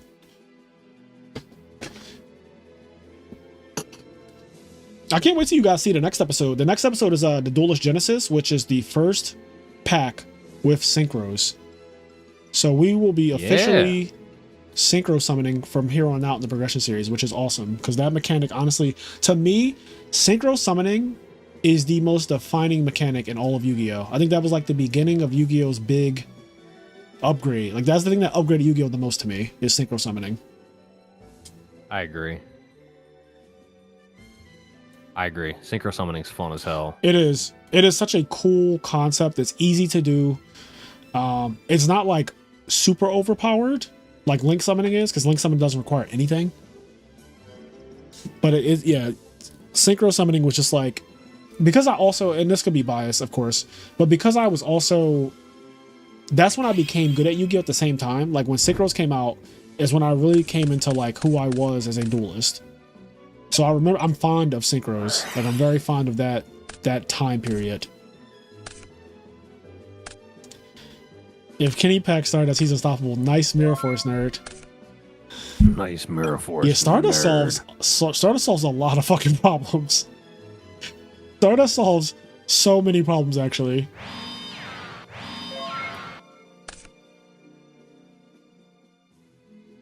Hey, Fraser, what was the last modern format you played in? Zoo. Zoo was the last format. I've never Link summoned in my life, just to put it in perspective. So when Link Summons came out, which was 2017, I quit before Link Summons came out. Like, I was not playing the game when Links were a thing. So I've never Link Summoned in my actual life.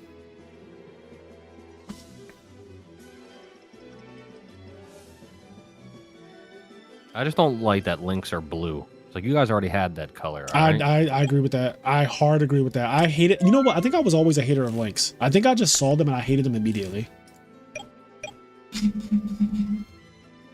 Because of the fact that they look like ritual monsters to me at first.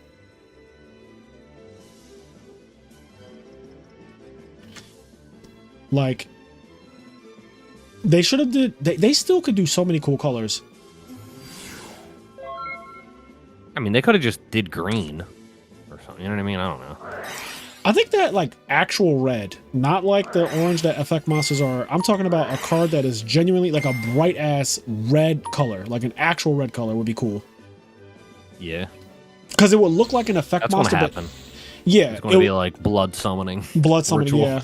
Like sacrifice summon. Well, yeah, something like that. Those are all words that already get used. I just used ritual and sacrifice, but something like that. I want them to call it extreme summon too. Like the red cards, because I want them to be like effect monsters, but the main character, when he does it, you see his effect monster and it starts to like bleed out red onto the orange part and it becomes like all red, and it becomes like, it's like extreme summoning. And maybe it'll be like you have an effect monster and then you take it out the sleeve and you turn it around. So you know how Magic the Gathering had the mechanic morph, where the front of the card will say like do this and then morph it. So it'll say like when you draw a card outside of your draw phase, you are allowed to extreme summon this card, and then you take out the sleeve, you turn it around, and then it gets like a crazy effect. Problem with that is Yu-Gi-Oh! Is made for kids, and Konami expects kids to play without sleeves. There's no way there's no way. I actually think that you're not really allowed to play without sleeves anyway, though. Actually. I hope not. Yeah, the reason being is because of mark cards. Now, in Dragon Duel, I'm sure that they will let some like 6-year-old kid who's playing in Dragon Duel go, but they'll probably tell the parent like, hey, you know, it's fine, he's playing without sleeves this tournament, but you should really invest in some sleeves. You can buy them from any of the vendors over there. They're like $5 for a pack, maybe a little bit more because of inflation now. But yeah, dude, if I was running a Yu-Gi-Oh! Tournament, if I was judging a tournament and I saw some kid playing without sleeves, I'd take away his bottle of water and give him a bottle of Elmer's. Oh Here shit, you go, buddy. This is what you need. Oh no, not Elmer's. Nah, I was a glue eater. I've told this story before, but I had the first time I played in my alternate universe local. My deck was my deck was blatantly marked cards. Not that I knew that's what I was doing. Yeah, but it was. My commons. Oh, let me skip that for a second. My rares were like sleeved in some random color. My super rares were sleeved like blue. And my ultra rares were sleeved in like golden sleeves. And also the gold sleeves were a different size. The gold sleeves were like Magic the Gathering size sleeves. And then like the blue sleeves were like Yu-Gi-Oh! Sleeves. And then there was like white sleeves for my rares. And then my commons just weren't sleeved. And that was my deck. And I'd like fucking... I just entered my alternate universe local. And round one I played against somebody that was like way older than me. Just like a full-grown adult. And he looked at my deck, and in hindsight, I realized he was saying, what the fuck? Like, his deck is marked. And then he looked across the table and was like, it's a child. And he was like, he kind of like started to tell me that what I was doing was wrong, and then he just like shook his head and was like, all right, whatever, just play. I've definitely played my fair share of children or whatever at locals back in the day, and it's always awkward when their parent is standing like right there. Hold on.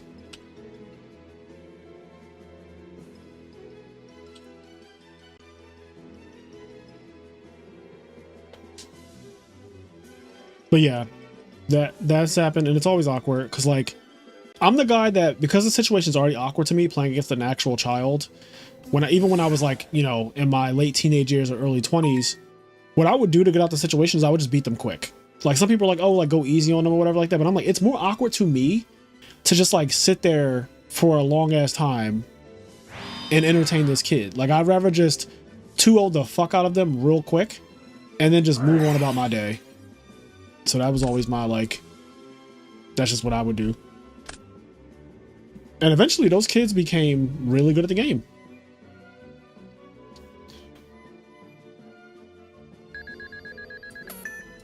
Basically, I'm saying if fuck those kids was a person, it'd be me. Like, I 2-0 kids all the time.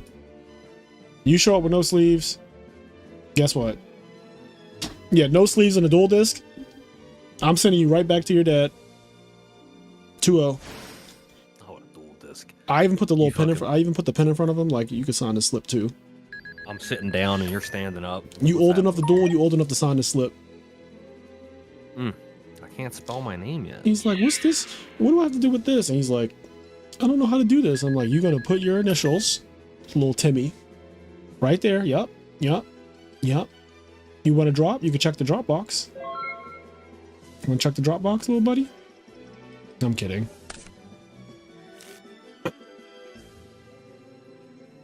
I have 4 Edison decks to lend from my locals, but I kind of want to build a 5th, and I don't know what I want to build. Well, what 4 decks do you have? There are so many decks. Look at my tier list video that I posted this week. There are so many decks in Edison format, theoretically. So if you already have the big 3 built, like Hero Frog, Blackwing, and Value, then you can do like Machina Control. You could do Dragon Turbo, because that's like very different from all the other decks. Christius Warren, Norlaris, if you want to be unhinged.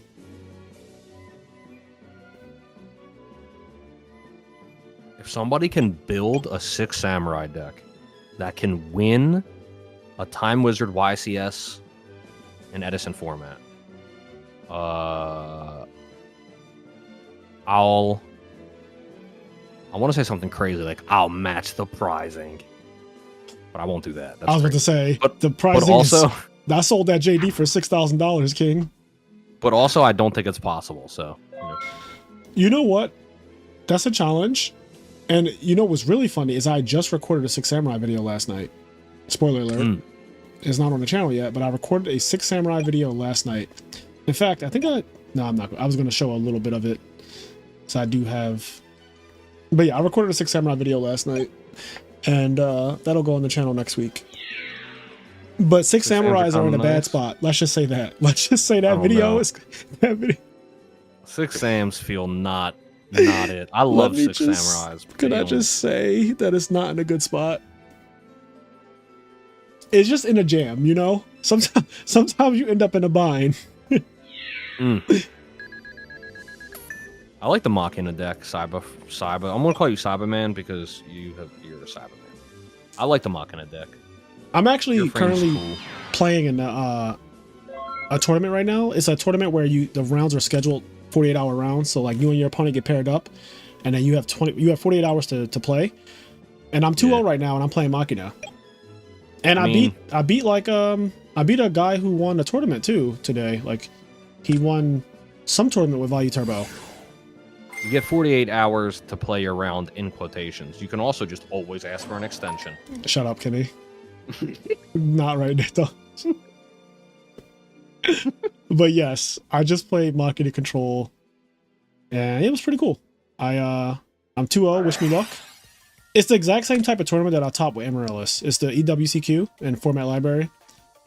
So this is like my first time really playing, and well, let me not say that. Since I started playing Frogs, right? This is my first time playing a trap-heavy deck in a tournament since I played Frogs. And I've been playing Frogs for over a year. So I've not played a deck that uses cards like Bottomless Trap Hole and de-prison in the main deck. 'Cause I haven't played a deck like that in a minute. Yeah. Yeah.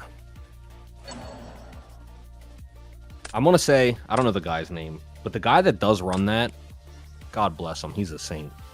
Yes, because it is a thankless job. Being a TO is a thankless job, especially like when you're a big TO. Like, you know, I'm a small TO, right? These tournaments are very small, which I like that they are, because you don't have to. The more people, the more things you have to deal with, and yeah, the more people, the more things you have to deal with.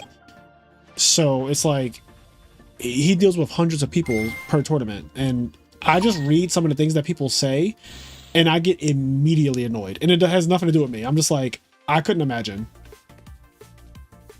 Oh, and yeah. I'm already such a snarky person to begin with. Like, I'm already naturally an asshole, so like...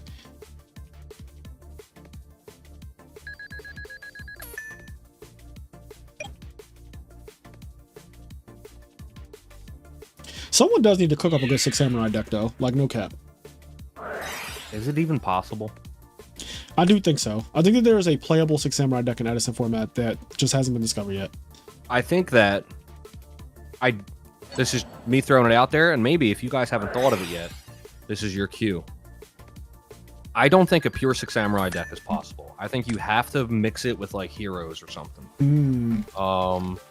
I can see that. Stratos, etc. Like, they're also warriors, so you can still do like Rhoda and stuff.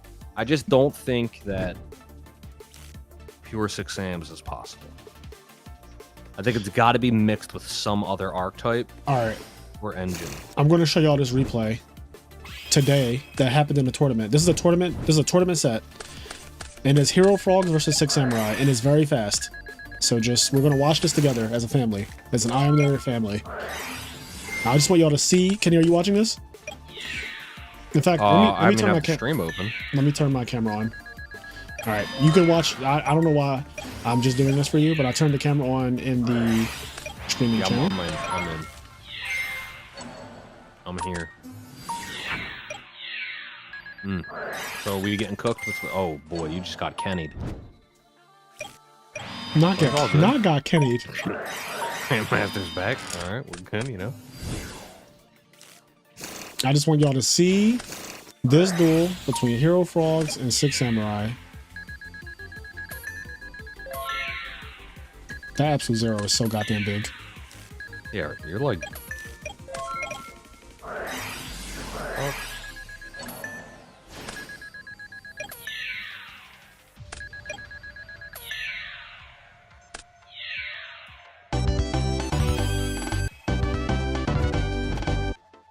Not two duels concluding at the same time.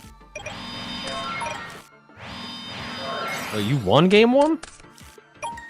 Oh, this is not me. Oh. Okay. Yeah, no. It's Alex Sargent versus Aleph. Yeah, I don't know that name at the bottom. I'm not even going to try. But I just thought it was cool. Where's this duel from? It's from the tournament that I'm in. It's one of the replays. But it's Hero Frogs. And this guy, Alex Sargent, he like won a tournament with Hero Frogs last year after I topped nationals with the deck. Like, he basically took the exact list and he might have changed one card or maybe not even. And he just got fucking destroyed by Six Samurais today. Like, it was, as you guys can see, it was not very close. Damn. Like, you saw that, right? Like, it was not. But you know what's funny, to your point, I don't know if you noticed, but game one, he had like Chaos Sorcerer and shit in his deck. And I've never seen Six Samurais playing cards like that. Yeah, that's something when I made in the progression series, when I did the Six Samurai deck on the 1 week, I had Chaos Sorcerer in the deck because Zanji and Iroh are light and dark. And I was like, yeah, I mean, I can run Chaos Sorcerer, why not? Yeah, Chaos Sorcerer's nice. Their card is good. A lot of my enemy friends are starting to, so why not? Yeah, Edison's pretty good. And Rage said I mean, I would love to see also goated. A good Six Samurai deck. I'm just not sure. I don't know if, other than like Grandmaster of the Six, I just don't know if their cards are strong enough. I mean, they have crazy shit like Gateway, but I was about to say Gateway and United are both at 3, and I will say that like you can. You can feel the difference in the deck's tier when those cards are in play. Yes. And when they're not. Like when they're not in play, it's one of the worst decks in the format. When they are in play, it literally is one of the best decks in the format. Like, not even kidding. Yeah, no, I agree with that. Like, if you get Gateway United up, it's like, oh boy. Yeah, double Gateway or just Gateway United, anything like that, and you play 6 of these cards. So I think the goal for Six Samurai should be like, your deck needs to be as thin as possible, because you have to see your continuous spells to win. You can't win without that. And then everything else has to flow from there. So maybe you do like 6 Samurai Frogs, you know? You dump your deck, and then, you know. 6 Samurai Frogs with Yaichi. The funniest part is that, like, your deck is best when it has continuous spells on the field, but they block Treeborn. So, like, but United, you actually send it off the field. So maybe there's something there. Oh yeah, 6 Samurai got new cards. Let me see if I can find them for you guys. Like in Modern? Yes, like just announced.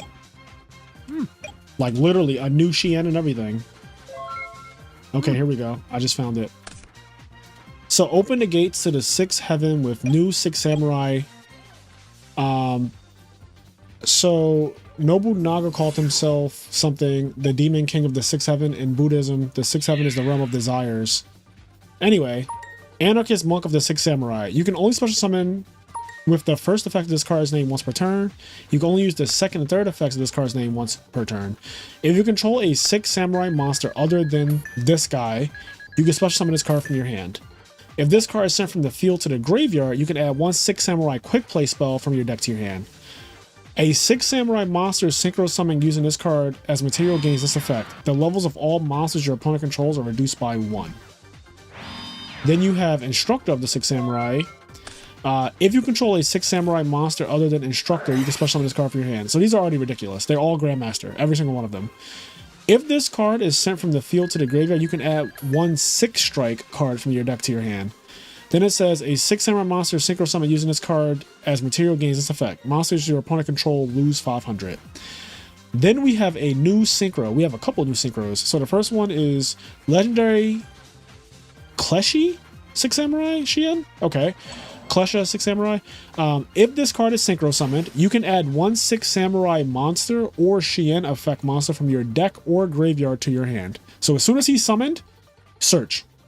Then he says, once per turn, when your opponent activates a monster effect, quick effect, you can negate the effect, negate the activation of the effect, and destroy that monster. So he's an, well, not Omni negate, but he's a negate for a monster effect. Then it says if this card in the field will be destroyed by battle or card effect, you can destroy one other monster you control instead. Which, that's, what? If this card in the field will be destroyed by battle or card effect, you can destroy one. It doesn't say you can destroy one over 6 Samurai monster. It says you can destroy one other monster. That's fucking power creep. Okay. Then we have Legendary Klesha 6 Samurai Inishi. 6-star synchro. So both of these are 6-star synchros. This is generic, so it requires 1 tuner and any number of non-tuner monsters. The first guy says 1 warrior tuner plus 1 non-tuner 6 Samurai. So the first guy, Shien, you need 6 Samurais to make it. Inishi is just generic. He says, if this card is synchro summoned, you can banish any number of 6 Samurai monsters from your graveyard. Then target that many monsters your opponent controls, return them to the hand. Number 2, warrior monsters you control gain 500 attack and defense during the battle phase only. Number 3, if this card is sent to the graveyard, you can special summon one of your banished 6 Samurai monsters. Then we have 6 strike double assault. You can probably pop him. Yep. If you have both of the synchros and he was going to die, you pop him instead and summon a banished card. Yeah, it combos with itself. So it says you can only use one of the first and second effects of this card's name once per turn, and only one that turn. So you have to choose between these. But the first effect is apply one of these effects, or if you control 2 or more 6 Samurais, you can apply both in sequence. So the first part is special summon 1 6 Samurai monster with 2,000 or less attack from your hand or graveyard. Change one monster your opponent controls with 2,000 or less attack to face down defense position. Then number 2, during your main phase, you can banish this card from your graveyard. Target 1 6 Samurai monster in your graveyard, add it to your hand. Oh wow. So while it's wait, what? During your main phase, you can ban. So while this card's in your graveyard, it's just a fucking warrior returning alive. Like actually. Like banish it or returning alive this guy. That's what it does. And when you play it, so I like this because you get both effects of this card, but you just can't use both in one turn. So when you play it from your hand, you could do the special summon a 6 samurai monster from your hand to graveyard thing. And when it's in a graveyard, a turn later, you can banish it to return a 6 samurai to your hand. So it has like that follow-up thing going on. Pretty cool. Yep. The Shien, the one that's a negate on monster effects, is broken. That's a broken ass card. Because now you can't nib them, right? Like, you can't use Nibiru anymore against 6 samurais, if that was ever a thing. I don't know if it is, I'm just saying. All right, next tournament. It's Edison format, and the only special rule is 6 Sams get those cards. So, you know what's funny, Kenny? I was actually thinking about this as a rule. What if I did an Edison tournament where you can play all the cards in that card's archetype? But it has to be like... Yeah. We were talking about that. Yeah, your base deck does have to be Edison. So, like, you can only play things that are in Edison originally. So you can play Black Wings, you can play Lightsworn, but you can play all cards that are archetype specific that have ever been made for that archetype. So you can play the Baby JD, shit like that. No, I mean, I think that'd be really cool. I remember we were talking about that shortly after, I think, the Frozen Soul Cup. We were talking about different ideas, and that was one of the ideas we were discussing. And I think that's a great idea. Like, obviously it'll no longer be an Edison tournament but it is. Look at Bluffknock losing to 6 samurai. Oh no! Getting out of here. But yeah, that would be cool. Whoa, what the fuck was that? Yeah, no, I think that idea is actually awesome. Like you said, it's I can definitely see that being a good tournament. It's just obviously some decks are going to be way better than others because Black Wings have a lot of cards in the future. Lightsworn just got cards like this year, which but I think they all the archetypes that people like in Edison all got crazy shit. They have now, that Glad Beast got crazy after Edison. I think years later. You know, I think something like Heroes you might have to like dial back. Because Heroes, like, how do you describe, like, Heroes have so many, I think Heroes got so much more random shit. I don't know, I could be wrong, maybe you don't have to do anything to it, but I mean, as long as it's archetype specific, you can't use generic shit. Like, you can't be like, I'm summoning the Link Anaconda Piranha Plant thing or whatever the fuck. Yeah. You can't be like, I'm summoning that to bring out DPE. Like, that's not a fucking hero card. Like, the Piranha Plant thing is not a hero card. But like, if you wanted to play, what's it called? Fusion Destiny? Is that a hero card? I think Fusion Destiny is a hero card. What about Masked Heroes? That would be a no, right? No, those are heroes. Oh, so here, okay, so that's interesting because like there's heroes, but then I was wondering, like, are we just talking elemental heroes and destiny heroes, or like are we just including just things that are called heroes, like masked heroes? Yeah, I think what I would have to do is like create some kind of list, because I think you're right about the hero thing. I think the heroes would have way too much, and what would end up happening in reality is that you would have a person playing a deck that's not even Edison at all, because heroes have so many cards that are like, that's not you know what I mean? Heroes just have a lot of fucking shit. They have a lot more support than these other things. Like, what I would probably do, and I'm not even kidding about this, what I would actually do, Kenny, is be like, HERO was banned in this tournament. Yeah. Because all the hero cards are like this. They all say like hero in capital, which is a keyword in Yu-Gi-Oh! Like HERO. Yeah. So like that will be the only thing that is just straight up banned. But all the other archetypes, so Glad Beasts, Harpies, you know, Blackwing, Lightsworn, stuff like that, Flamvel, whatever. Like they're all, you could play their archetype specific cards. But heroes isn't really like an archetype. It's always been an engine. It's always been a splashed engine in decks, which is like why it's been so problematic. Like Heroes has been a very problematic part of Yu-Gi-Oh! For a long time.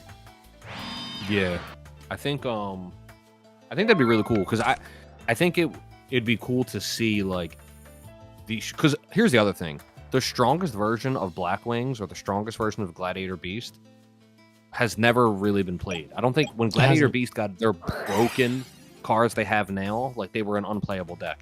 It would be cool to see like broken Glad Beast and broken Black Wings and broken Lightsworns You know, all Quest said, fighting. not Piranha Plant. I don't know what it's called. It's like a Piranha Plant Link monster. You guys know what I'm talking about. It summons a fusion monster. But no, Kenny, you're right. Like, Glad Beasts at their peak never saw play. Like, the cards they got are broken. Have you guys ever read Gladiator Beast Tamer? Like, hold on. Why are you laughing? Because they're insane. Like, this card? Bro, this fucking card is one of the most crazy cards I've read in a long time. Okay, so to make it is 2 level 5 or higher Gladiator Beast monsters. Must first be special summoned from your extra deck by shuffling. So it's a contact fusion. And it cannot be used as fusion material. Okay, the effect. Once per turn, you can special summon 1 Gladiator Beast fusion monster from your extra deck, except this guy, ignoring its summoning conditions.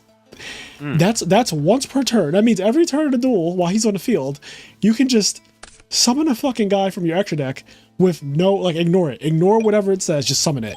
Then it says at the end of the battle phase, if your Glad Beast monster battled, you can shuffle that monster into the deck or extra deck to special summon 1 Glad Beast monster from your deck.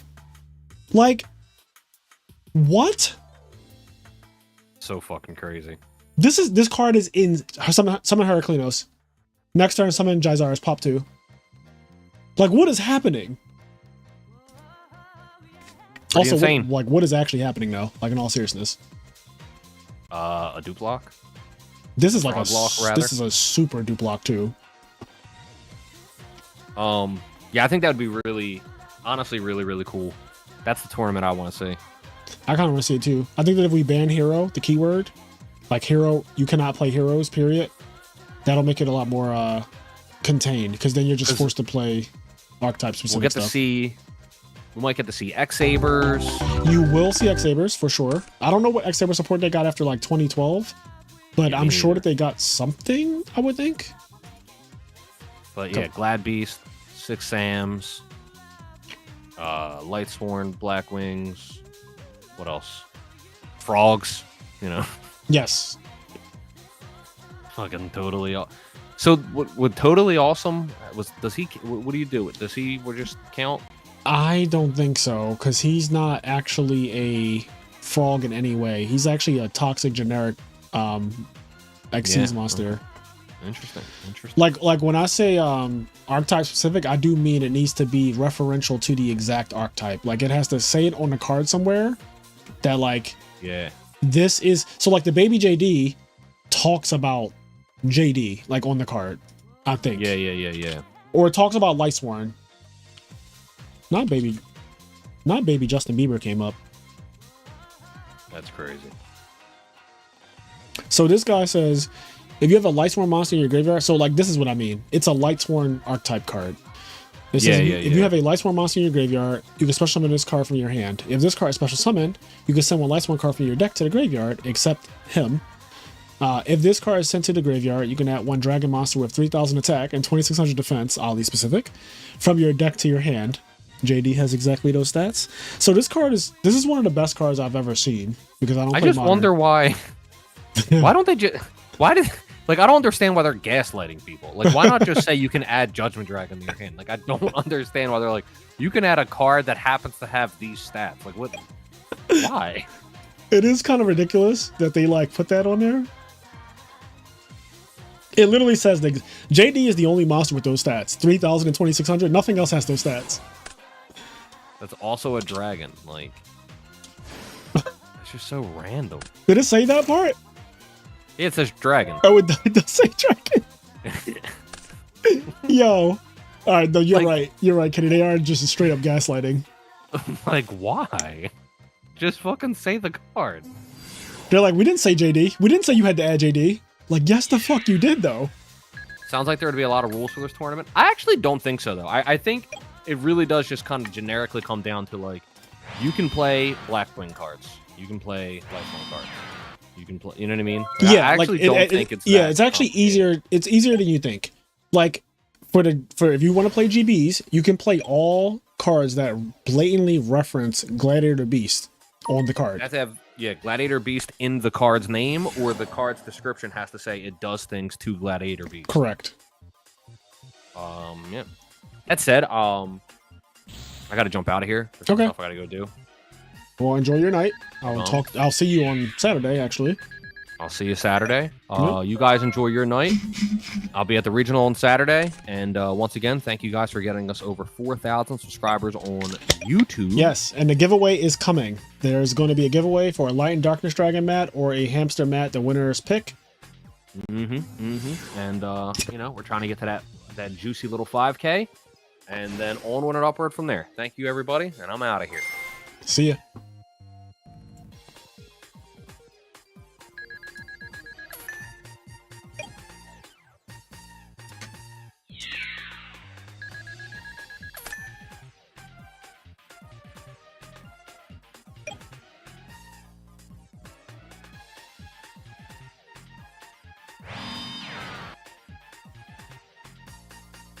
All right, let me read some of the chat. Baby JD is also a Lightsworn monster. Yeah, so he fits in the description with that.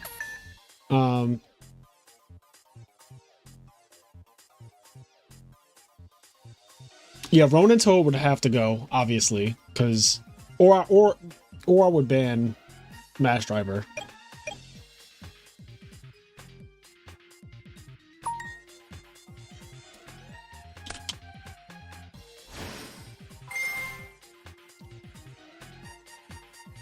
Oh, White X-Saber's actually got nothing after the Shining Darkness? That's crazy.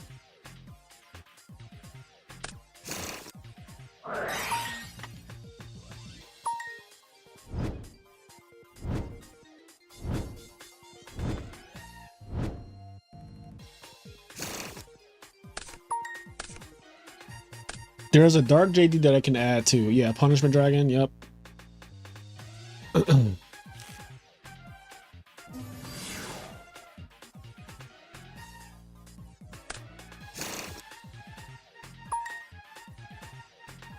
Is that the 2024 Edison YCS Indie Champ Frazier? Yes, it is in the flesh. What's up, Vexy? Cordero, friend of the podcast, friend of the show. How you doing, buddy? Cordero, I saw you playing Modern Yu-Gi-Oh! I think in a picture yesterday.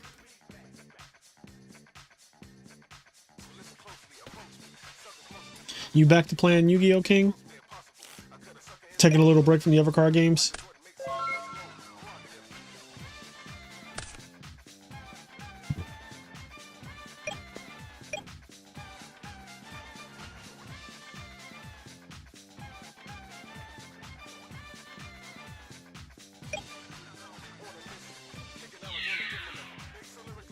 Glads would be so awesome in that kind of format. Gladiator Beast, I don't even know. I'm not even going to try to pronounce that name. Would be a 3500 monster negate, which can be easily summoned with Tamer Editor.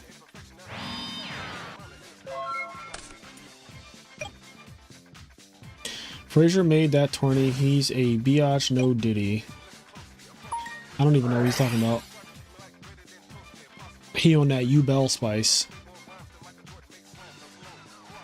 Oh, you were playing U-Bell. Yeah, I heard U-Bell got a lot of support, and I don't quite know. Like, does the U-Bell deck in Modern Yu-Gi-Oh! Use any of the U-Bell stuff from before the new support came out? Or is it literally just all new cards in the deck? Like, is it literally just like 40 cards from Modern Yu-Gi-Oh! Or do they actually play U-Bell?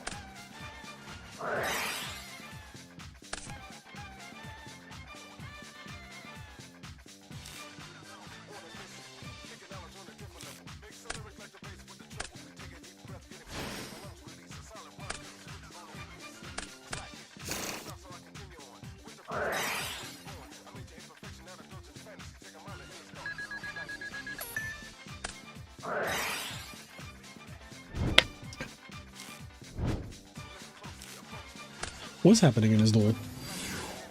Double pot. We're about to do a substo combo again. You broke the block once, but can you do it a third time?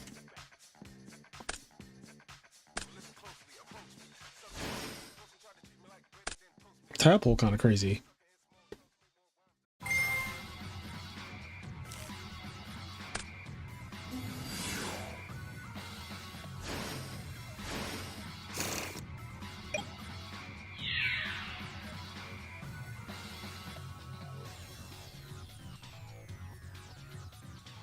Oh, I see.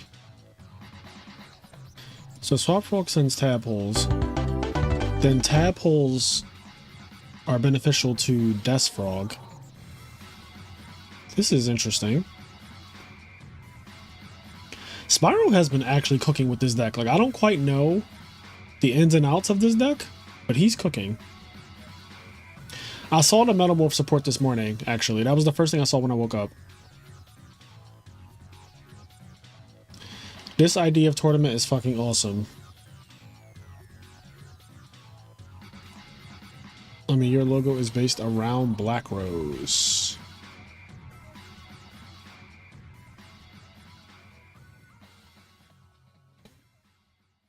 Oh, Cordero, you're going to Nationals? I will be at Nationals. I actually just booked yesterday because the flights dropped $200. And I have to show up anyway because I'm the reigning champ, so you know how it is.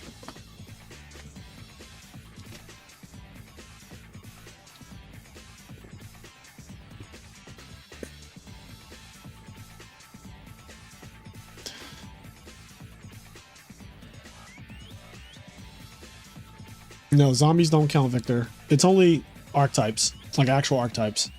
It can't be something generic. So like Lightsworn is an archetype, X-Sabers are an archetype.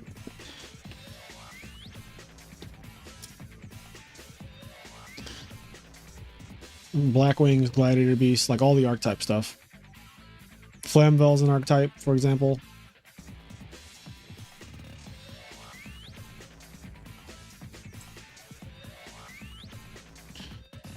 Nationals is in Austin, Texas this year. Sack Phase is here. This is like Smash Ultimate. Everyone is here. All my boys, all my friends.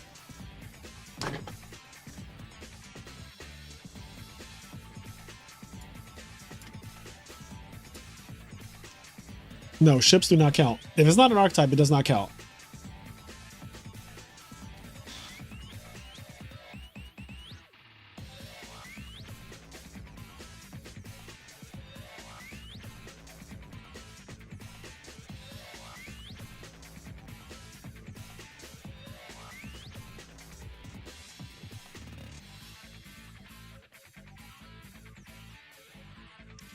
My goal with any kind of modify Edison rule set is always that you have to make it easy to police and understand for people. So that I don't want a bunch of like, if I would ever host that tournament, because this is all theoretical anyway, like I'm not even saying I'm never going to do this.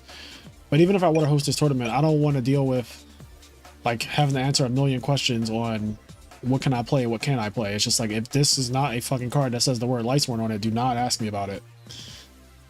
Because you can't play it. Like if you're playing Lightsworn, your card from the future has to be a Lightsworn card. Like that baby JD, how he says, well, first of all, he is a Lightsworn. Like his name has Lightsworn in the name, but also he says on his card text like Lightsworn. So that is the definition of like the cards that would be legal. Not my sock unraveling. Oh my god, what is happening?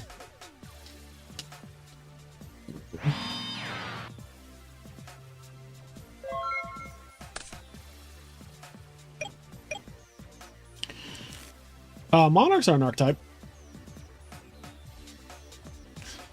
They have cards that are blatantly like reference Monarch.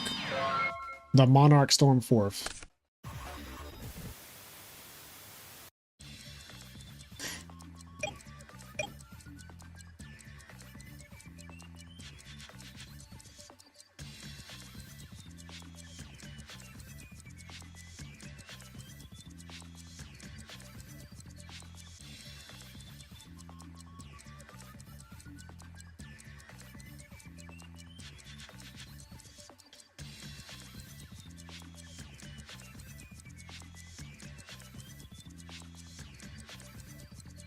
Pantheism, Prime. Pantheism, Prime.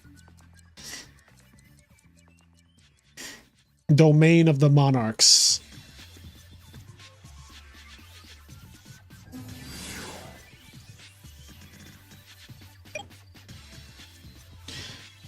Sackface, what the hell? Haven't seen your booty in over 10 years.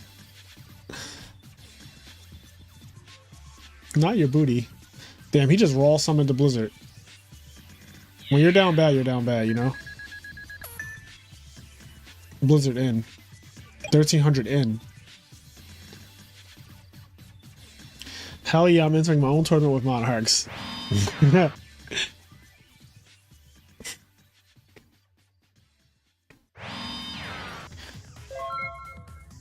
Cyberdarks to the moon. Does Cyberdarks get support?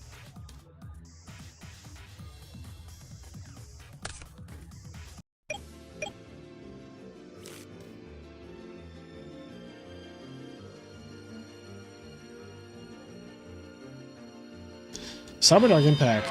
That pack is so bad. That is literally like, still to me, the, well, out of the packs that I've opened in my life and played with in my life, Cyberdark Impact is the worst pack of Yu-Gi-Oh!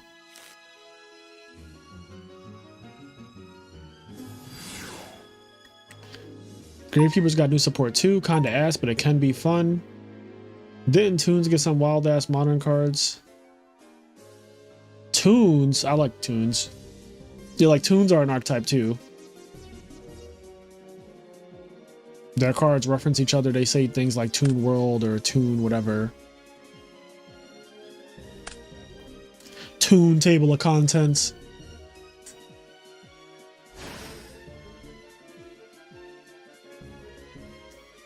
Good luck to everyone who hasn't read Blackwing cards over the last 15 years.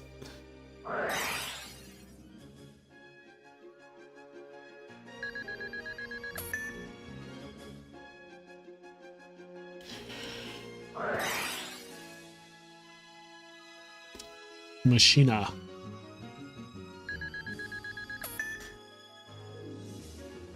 Yeah, the Gravekeeper Fusion I actually like. He protects Niagara Valley, he gets big, he brings back a guy every turn. Pretty unhinged.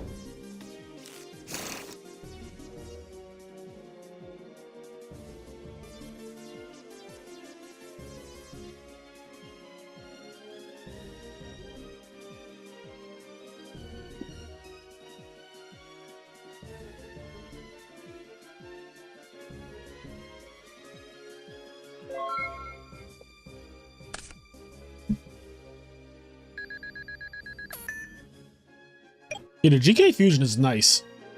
Like, actually. The only thing I wish they did is that I wish you could fuse it by just sending 2 GK monsters you control to the grave. Like, I wish that you could just make it basically by flipping a spy. That would be so busted.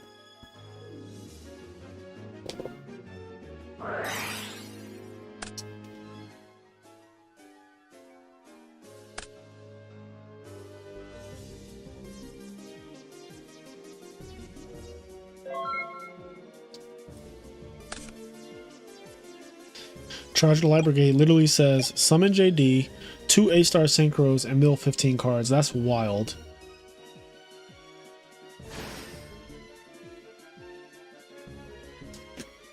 How you gonna tell me Rocks isn't an archetype in Pride Month? I thought you were more open-minded than this. Not Rocks being an archetype.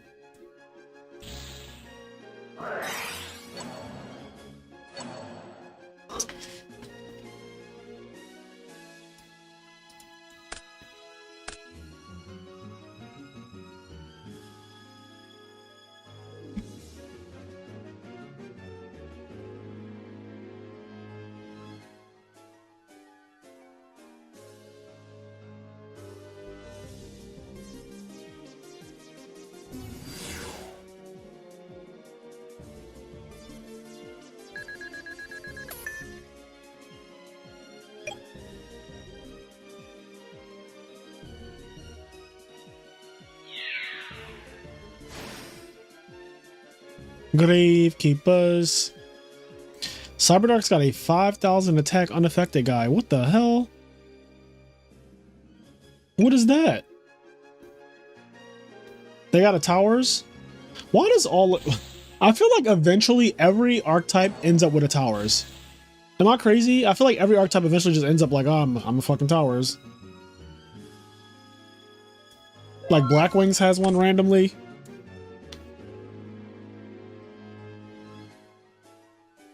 There's that anecdotes deck, and I feel like the whole point of that entire deck was to just summon a towers. I don't play modern, that's why I'm here. Amen.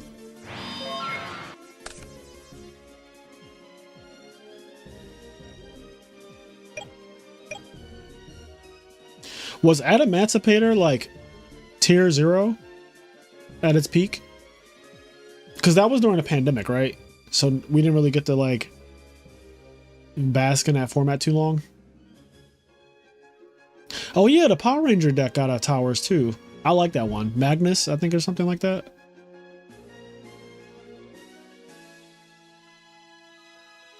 Oh, Dom, yeah, you could play agents. That's an archetype. It's an archetype that started in Edison format, or like, you know, it's legal in Edison format.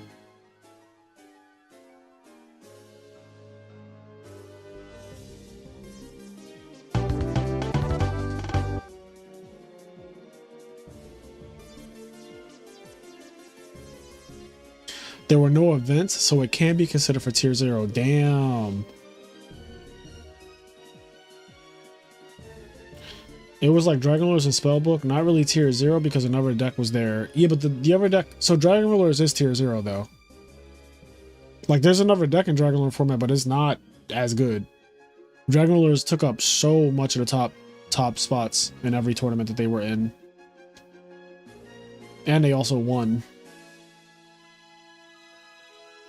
Like another deck, I mean, even in tier 0 formats, there's always going to be another deck. In Teledad, there was Lightsworn, but it was still Teledad format. Oh shit, Dark World is a fucking archetype. Never mind, that's the best deck. Yeah, I'm just not doing this tournament. I'm gonna be honest with you, because what this tournament will result in is me having to watch Modern Yu-Gi-Oh! And I refuse.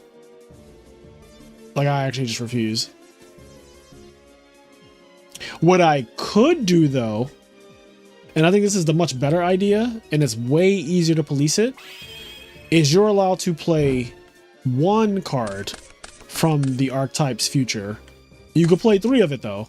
But you can get one card from the archetype's future, as opposed to, like, you get to play all of the cards. Because at that point, I'm just literally watching people link summon and, like, do crazy shit that you can't do in Edison format. I'd rather it be like, okay, you can play the Baby JD, but that is the only non-Edison card in your deck. Like, you can play the Baby JD. Or you could play the Gladiator Beast Tamer dude that just starts summoning fucking Glad Beast monsters. That is your one, like, that's your one future card. You could play 3 of them though, but that is your one future card. And yeah, AF is Alex Flamer, Veda.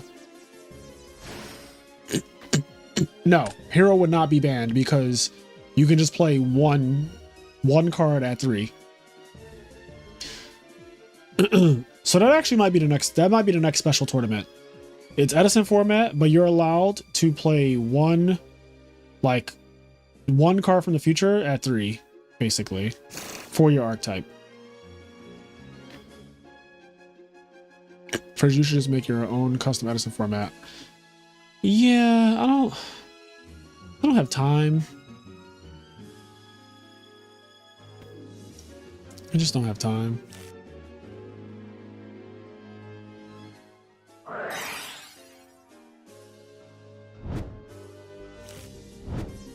Nah, Mass Driver's banned.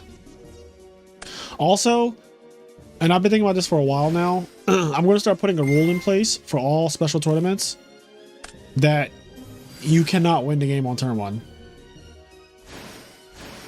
Like, your opponent cannot take damage on turn 1.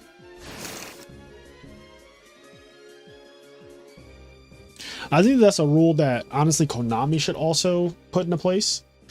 Like, if something literally would kill the opponent before they draw for turn, like they never see a draw phase, there should just be an overarching rule that says, like, your opponent can't lose the game on turn 1. Like, they just can't. That way you don't even have to think about FTKs. You can just be like, well, this is impossible to do.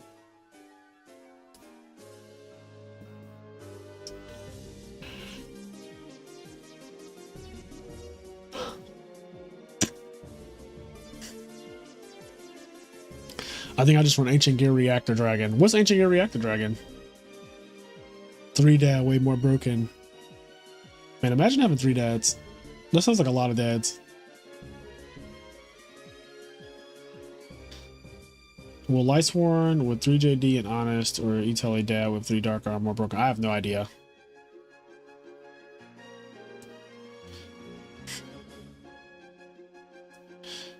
Max effort. What's good, Fraser? Rooting for you. Texas, hope you do well again. Thank you.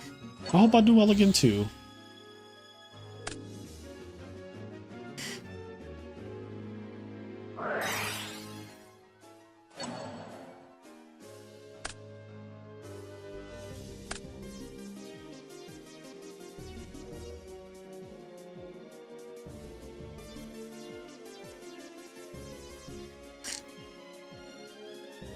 Another Gajillatron, but it also pops when it attacks. At Emancipator was tier 0. There was one Konami event, but there were a lot of online events hosted that had most pros in them. Okay, so it is a real format that happened with events and stuff.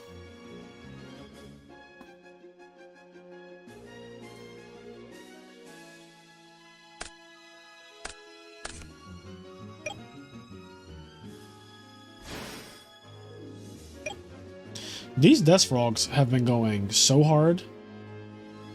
Let me make sure this is losers semifinals, right? Okay, yeah, because losers finals is next. So the winner of this moves on to losers finals, where they will play against Pudding, and Pudding has been fucking cooking the tournaments. Honestly, like in the last 2 months, Pudding has been really doing it big with his homebrew fairy deck, which I really respect.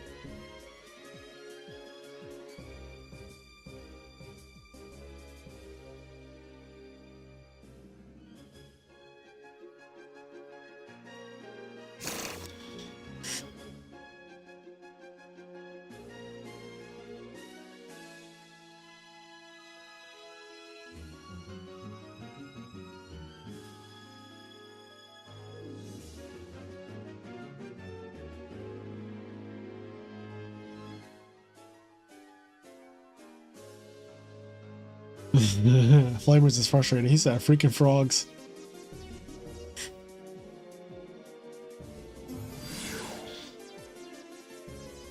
I gotta come back to make sure Pudding doesn't pass me. Nah, I don't think so. Pudding has been doing well, but he is not close. No, I don't think anyone besides Dank Arm Dragon is close to you, Dom.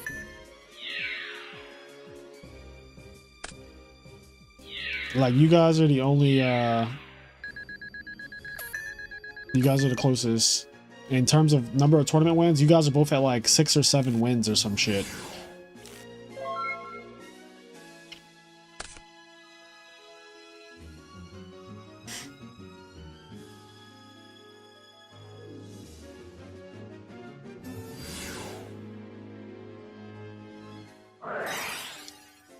Okay.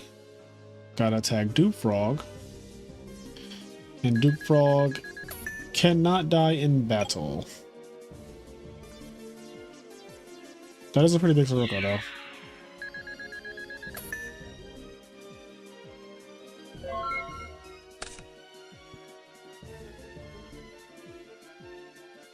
This deck actually seems broken. Like, whatever this frog deck is, like this pure frog deck, this shit seems obnoxious, because Death Frog is a real, like, that's a real amount of attack power.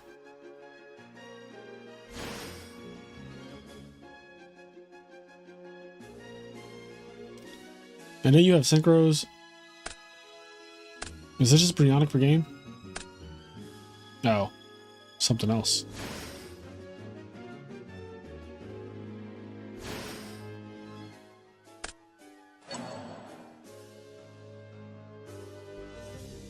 So this is 43, 53. And that's game.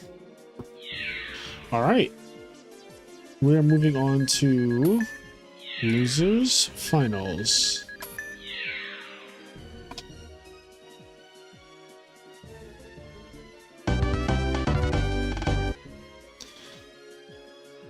All right, losers finals is up next. I am going to grab a snack. I want to put on the game first. Let me, who do I want to watch? Who do I want to watch? I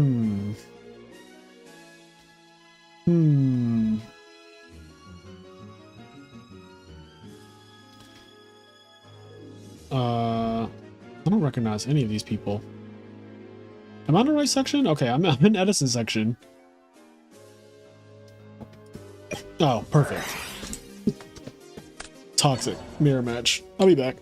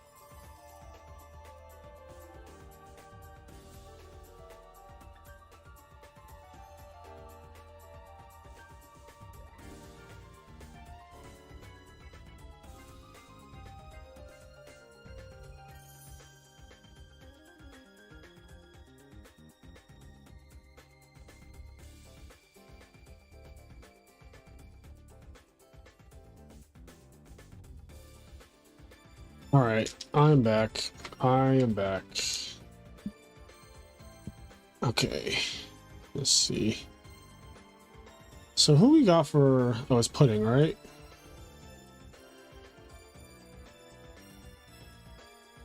Isn't it pudding?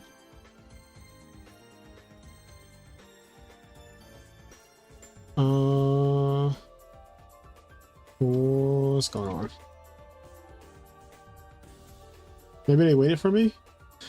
Is that what happened? Did they wait?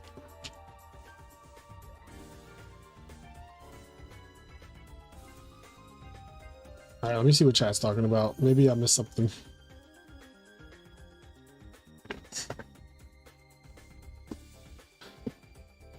How do people join these local tourneys? You need to be in our Discord server through Patreon.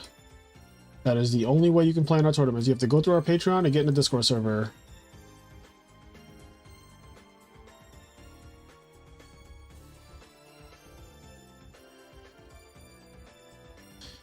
Okay, so pudding is...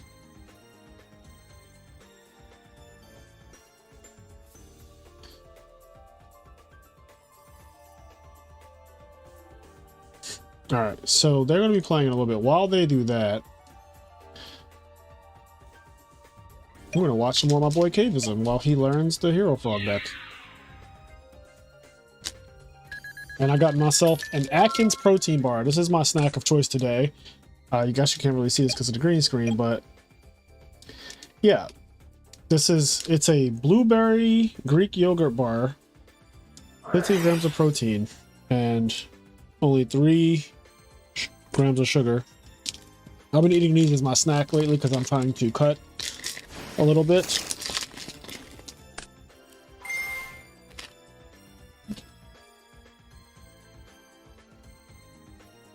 Now, Saturday, when we get to the regional, my diet is going out the window.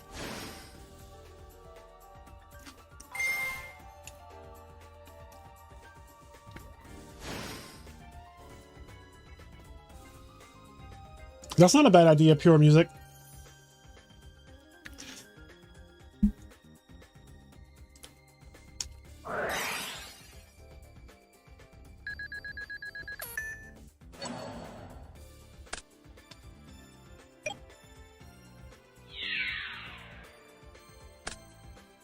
Let me have a bite.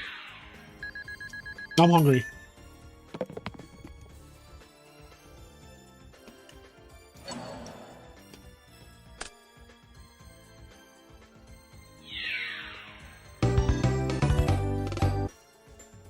Damn.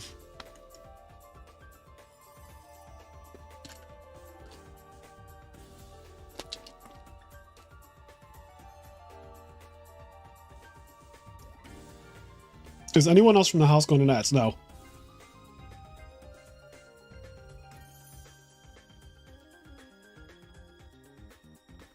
I'm not prepared for the amount of barbecue that will be consumed in Austin. I cannot wait. Not Funk the Hunk. Funk the Hunk is crazy. But yeah, in Austin, I get there Thursday evening. I'll be in Austin, Texas Thursday evening, and I want barbecue when I land.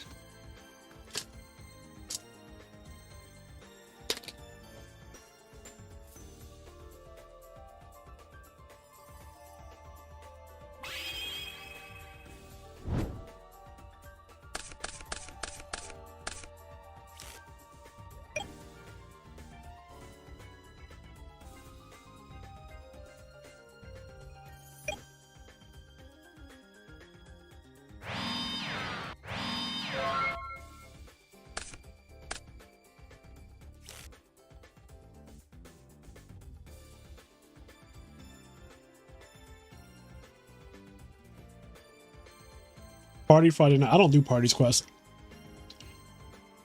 I'm a nerd. I'm a wallflower.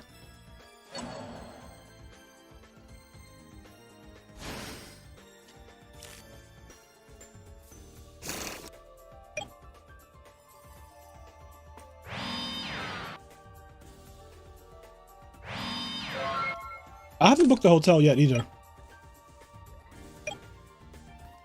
I have no idea where I'm staying for nationals.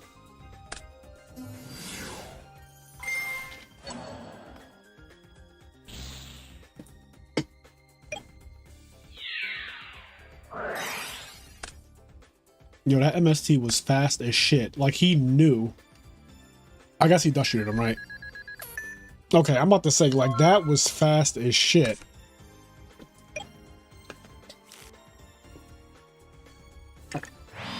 I heard the nerd women party different, Dom.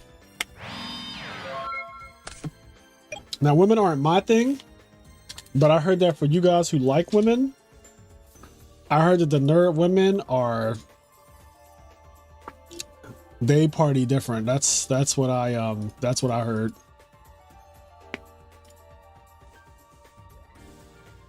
Oh, Spiral's about to host. Okay. Damn it, I left that duel too early then. What? You're waiting for me? I don't even see shit.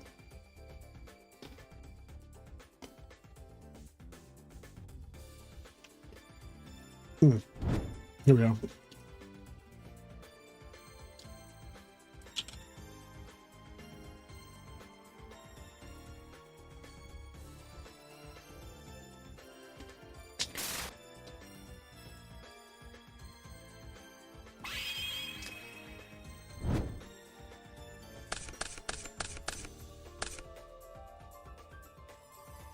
Bro, the last podcast was so good. Congrats on the YCS win. Thank you, Adam. Do you spend more time watching games or playing? I do not play Yu-Gi-Oh! I'll play very little Yu-Gi-Oh! This may come as a surprise to you, but when I'm not actively in a tournament, the only time I play Yu-Gi-Oh! Is when I record content. You will not just find me on ladder. You can check my accounts. You're not going to find me on ladder grinding games.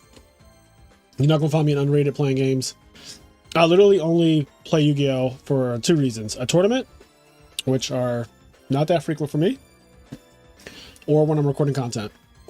I watch a lot more Yu-Gi-Oh! Than I play. I also don't really enjoy playing that much. Like, out of all the things I do with Yu-Gi-Oh!, playing is my least favorite.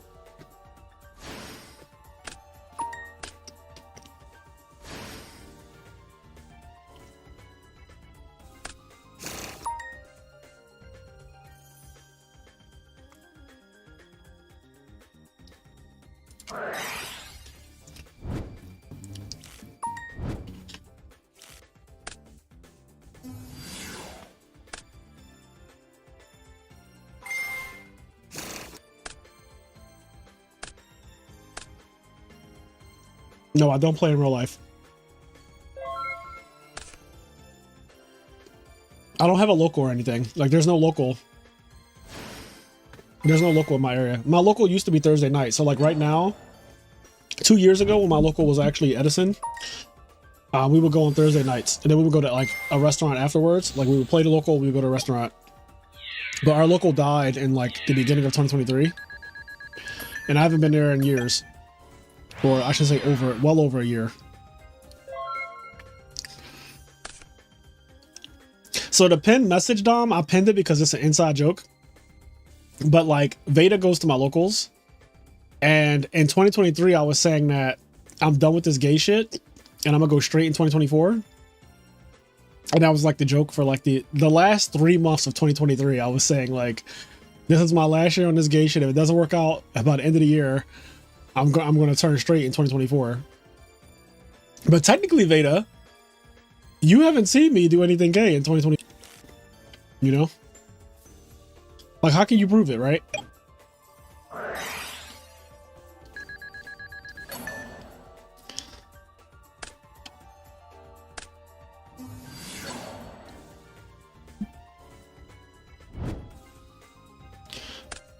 Specifically, the Hilton Austin is connected to the venue. There's another one as well, I think. Okay. So the Hilton Austin is connected. That sounds like the one I'll be at then.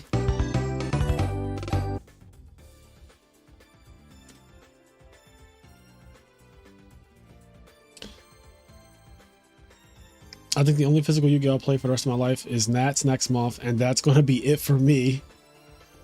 Damn, I'm going out with a bang. You haven't seen me do anything gay in 2024. I'm just saying.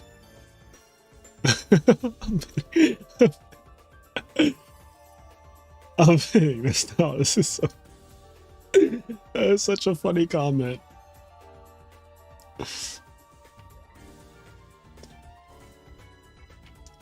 Oh man. I'm just sitting here with I got my t-shirt from The Craft, this iconic movie. If you ever seen it. I got this from Urban Outfitters like years ago, but it's one of my favorite movies, The Craft. If you've never seen The Craft, you're too young for me. If you've never seen the movie The Craft, you are too young for me.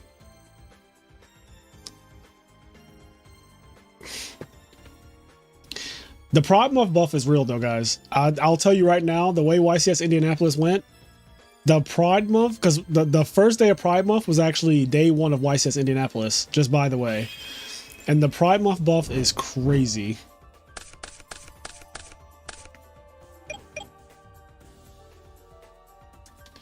That quote is crazy. The quote is crazy. It's crazy because it's a true quote. That's what makes it crazy. That the 90s movie about the witch is correct.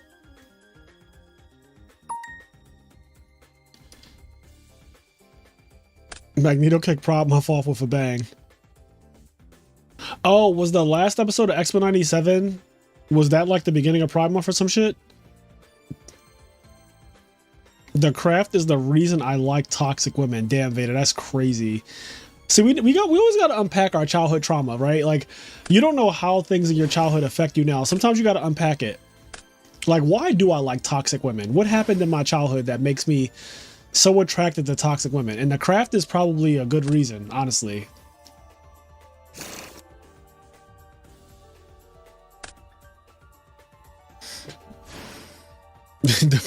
My Patreon names have derailed every episode these last few episodes. I love it.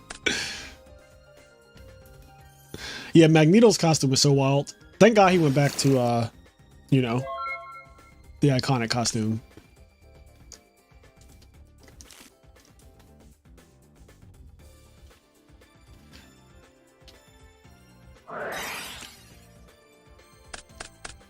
One thing Spyro gonna do is dupe block your ass. If he does nothing else, that man is going to dupe block you. And he plays 3 dupe frogs because he 1-for-1 pitched one in the beginning and still ended up with this shit.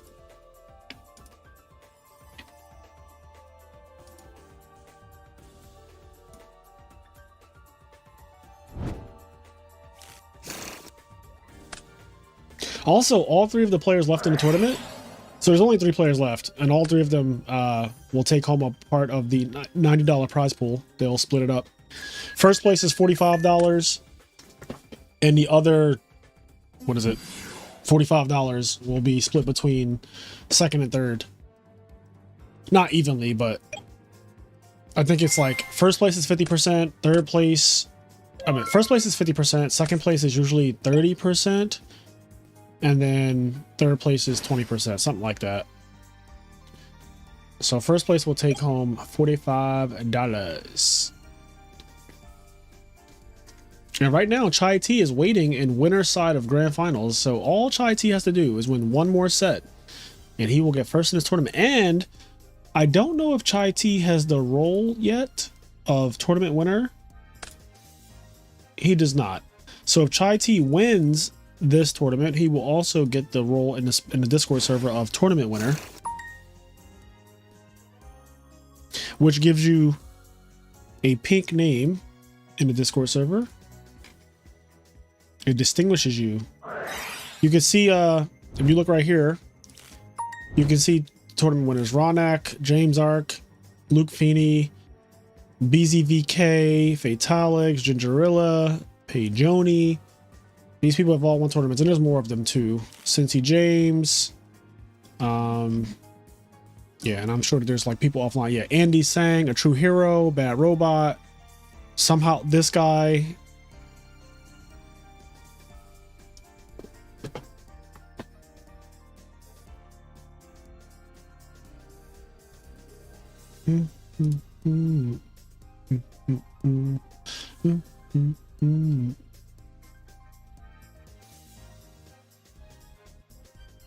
That girl from Road to El Dorado awoke something in me. That's where my love of Hispanic women emerged. Professor X left Earth in shambles to go get some space buns. He really did, though. Like, that's actually crazy that that's what happened.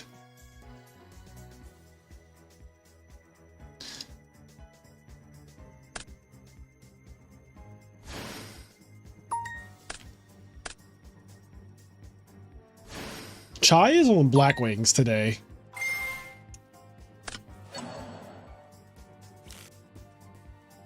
Did that say bluffed felon? Did it say that? I don't think it said that. I think you made that up.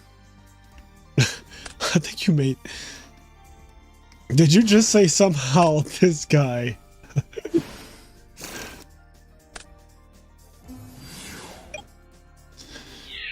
We are the same person, Quest. Same job, same taste in women, same taste in male online entertainers like Fraser and Kenny. Calling us male online entertainers, I don't know why, but something about that just does not sound like an accurate description of what I am. A male online entertainer sounds so fucking crazy to me. Bruh. You gotta come up with something better. Like YouTuber is just, I think that's just fine. Or podcaster. Male online entertainer is crazy. Male, did y'all hear that? Male online entertainer? Does that not sound wild? What?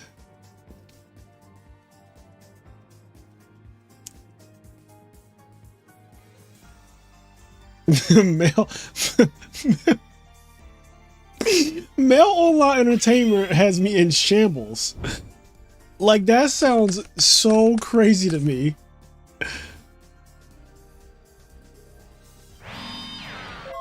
I see no difference. Nah, you're male online entertainers. That just can't be our job titles. Like, when I file my taxes and they ask me like what I do for a living, I put accountant. I'm not putting male online entertainer under that. Unless I get a tax deduction. I'll put it if they actually give me a tax deduction.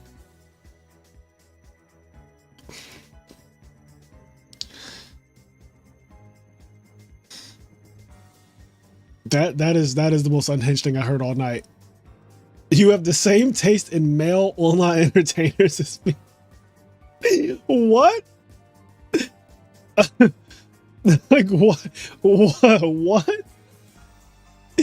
You have the same taste in male online entertainers. That shit is too much.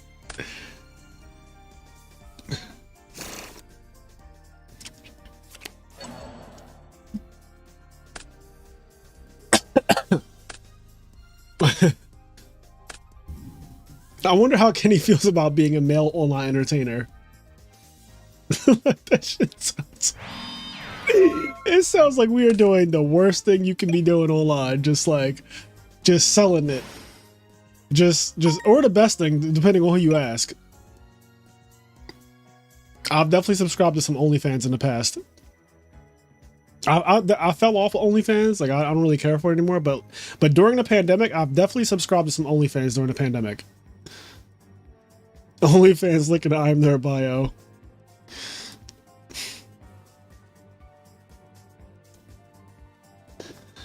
Oh man, that shit is too funny. Male online entertainer is crazy. That's just, those three words together just is, they're just wrong. They're just wrong. He said you have the same taste in male online entertainers as me. I just want to know when that became my job description. Like, I'm a, you know, I could be a TO, podcaster, accountant. You have officially done gay shit in 2024. Oh man. Oh, that's too much. That is too much, bro. Mo. M-O-E. You're a Mo. Welcome back to the Mo podcast. This has me in tears. It's too much. I'm dying. When you decided to entertain us online. Male. Keep it a buck. Panorama OnlyFans was lit. Now, even when you subscribe, they put the good stuff behind another paywall. Yeah, see, I don't like that. That's a scam to me. I think that's when I fell out with OnlyFans. I subscribed to an OnlyFans person, and like, when I got on the OnlyFans page after paying my money, all of the content was like, pay me $5 or tip me $5. And I was like, what the fuck? Like, I thought I did just pay you. I paid my $6.99. Now, where's the fucking content? Where's my content? Okay? My pants were unbuckled and shit. My ass is on the seat in my chair. Let me check. Yeah, the print of my ass cheeks was on this chair. I was ready. And they were like, you gotta tip me $5. I was like, I literally just paid $6.99 to get in here. Like, I think clubs that have a cover charge, they should all come with like one free drink. Cause like, imagine you pay a $20 cover to get into a club, and then you want me to pay for the alcohol too? I don't get anything free in here. Like, I don't get a single drink or anything. That's how I feel about OnlyFans. I feel like you pay to get in, and then they also want you to tip once you get in to get the content. It's like, bro, I'm not doing that. Bring back, make OnlyFans great again.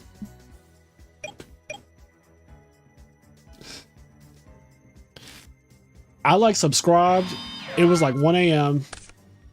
Ass cheeks on the seat, pants at my ankles, and I was like, all right, I'm in here. I'm on this page, and everything was like tip $5, tip $5, tip $5. I was like, all right, well, we're not doing that. We're just not doing that.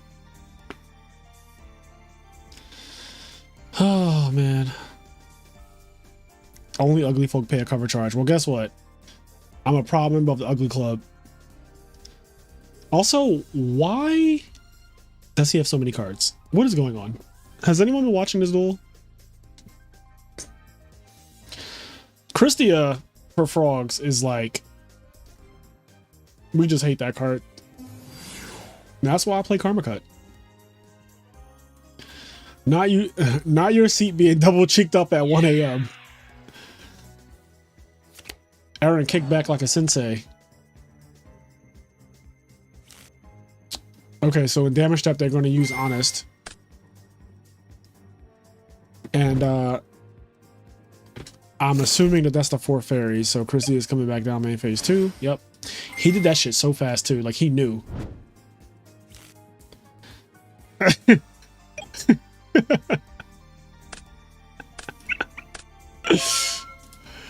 Oh god. I just got back. I don't know what you're talking about. This is unhinged. Okay, so you were ready, but you could have just turned on the camera. Standing up is insane. Logging on OnlyFans and standing up is absurd. I feel like the authorities should step in if you do that. Let me call the authorities. Somebody, if you stand up when you log into OnlyFans, somebody needs to call it proper authorities. Like, I feel like you shouldn't be allowed to do that. You standing up is insane. All right, whose turn is it?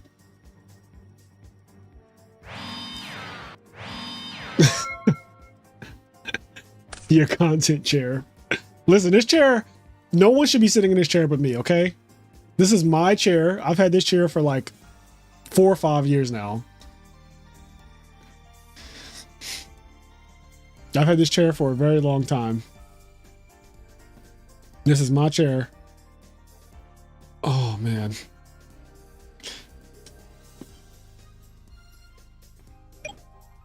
Battle Fate. Damn, the Raikou stays in attack mode too? The Raikou getting a bite in is crazy to me. Like, is it game if the Raikou gets in?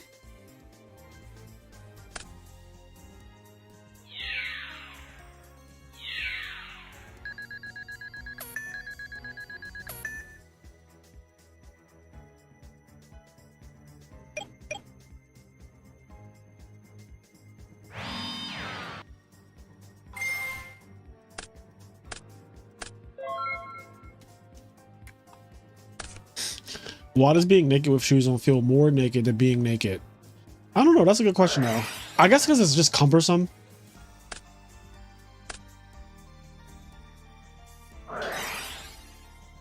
Rageki break. Okay, Christy's going to the top. And because of the in-phase mill, 1, 2, 3, 4, 5, 6. Yeah.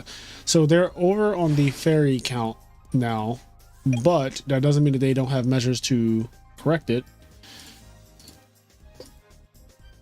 Froggy Force Field or something. Yo, Froggy Force Field goes crazy. Genuinely, I kind of want to play that card. I feel like I need to make a video with Froggy Force Field. Because if you're playing pure frogs, you would just play like a lot of Froggy Force Fields. Like, I feel like Spiral's deck could play Froggy Force Field and get away with it.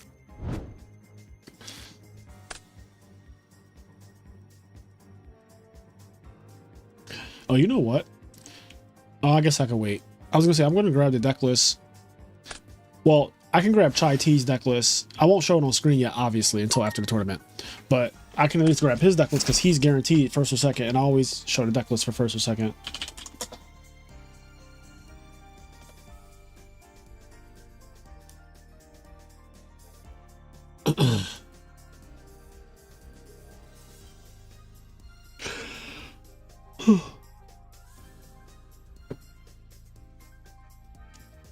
Do you and Kenny have the Patreon names memorized? Like, I can't do it all from memory, but I think I could get a strong 70 at least. No, I don't have them memorized, but I do. Like, once I start, because it's kind of a rhythm to saying the same thing over and over every week, I can name a lot of the Patreon names just offhand.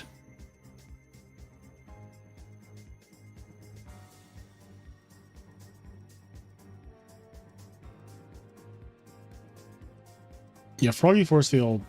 I mean, Mirror Force is a very good card, and being able to play like multiple copies of Mirror Force is wild.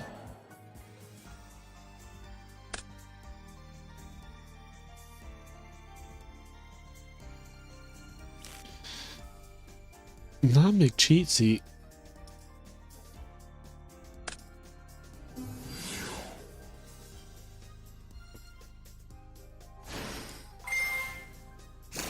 Oh shit. Okay, he said absolutely not on that fucking frog. All right, for what it's worth, Spiral is in a much better position than they were a second ago.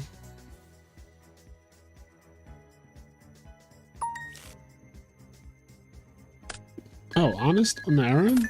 Oh, double honest. Oh. Oh, that's one way for it to end. Okay, we're going to grand finals. I did not see that coming. I never see the second honest coming though.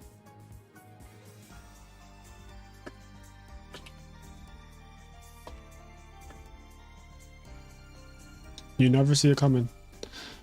Life comes at you too fast. All right, grand finals, here we come.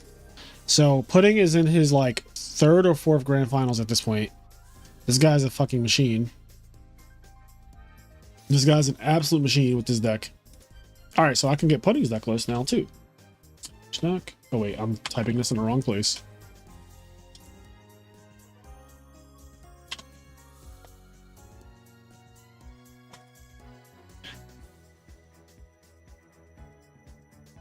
Oh god, which one of these is it?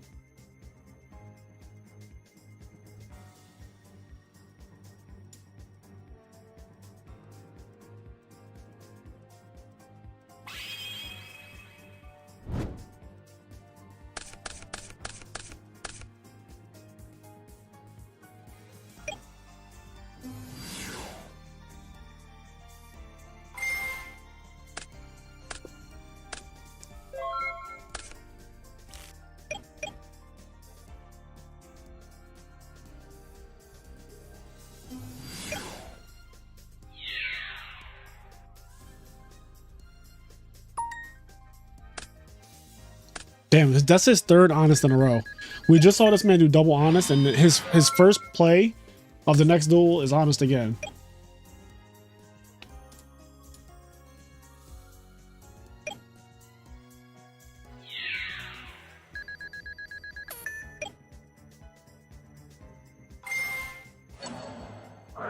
You laughed at Reiko getting a bite in. Reiko got in there. Yeah, Reiko won the game. It's always about watch who you make fun of in high school. You know? Okay, so we got two fairies.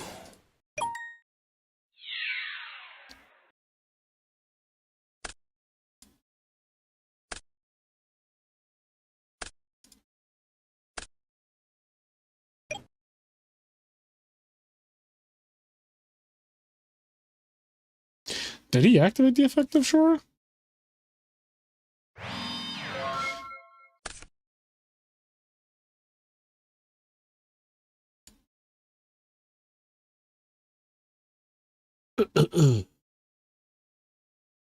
What up, boy? Was spectating the epic Flamer versus Des Frog match. Oh, my music stopped. I was like, what's going on here?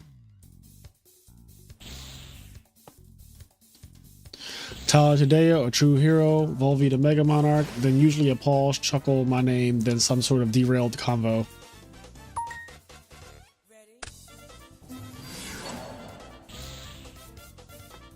Oh, God. This deck is fucking ignorant. Is he dead? Bro. Yo, I'm telling y'all, this, I don't know, man. I don't know, man. I'm telling you, Pudding is on to something, bro. He's been cooking my locals with this fucking deck. That was terrifying. That was so scary to me. Pudding actually challenged me to a shadow game too, because he's in the party. No, he's in the main character tier on Patreon. And so now I'm nervous. Now all of a sudden I don't want to play him. Can we postpone that to like next year? Can that shadow game happen next year? Like, do we have to play next week? That was ruthless. That game, that wasn't even really a game. That was what games eat.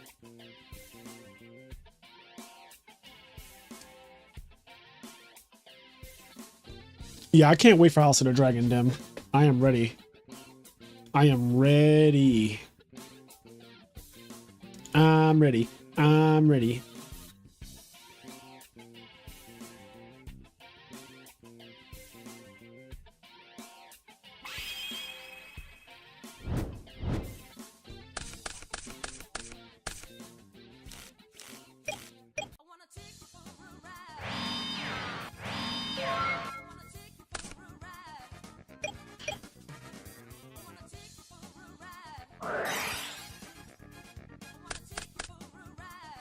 Charge.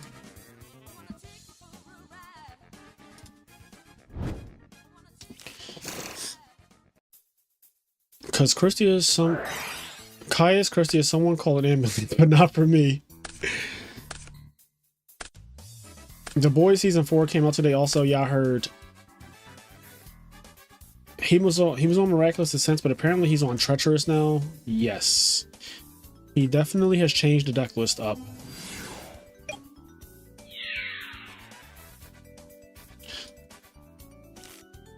He's definitely changed the deck list up.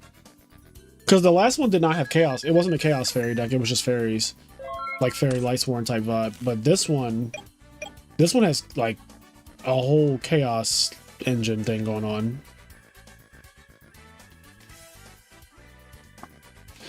Opening charge every game is also kind of nice. It is.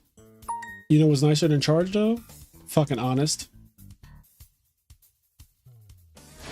This might be the fastest bracket reset I've ever seen. Like, if he has Honest right here, that would be crazy.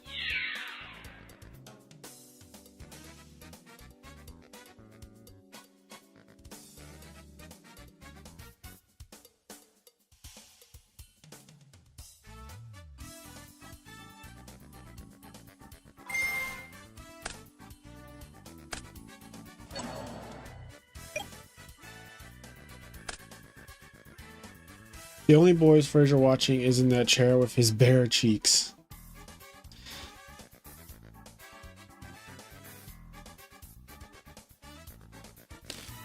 Okay, wait, you gotta put it into context. I'm pro genocide and Attack on Titan, not in real life.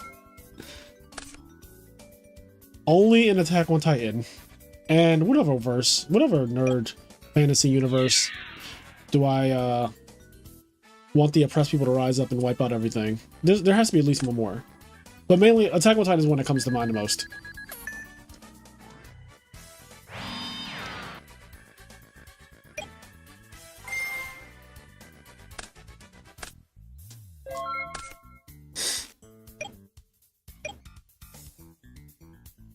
There's a lot of fairies. 1, 2, 3, 4, 5, 6.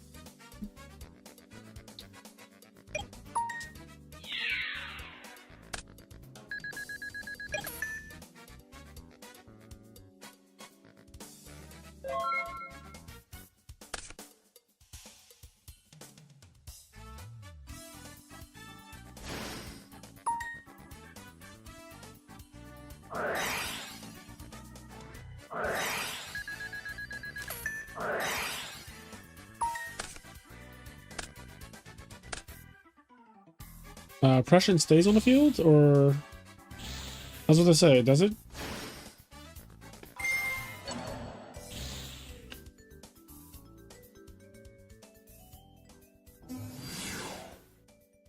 $38 in.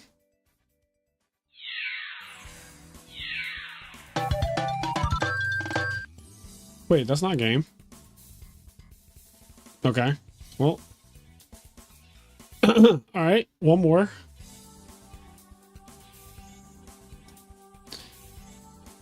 That was fast, though. That was fucking lightning fast.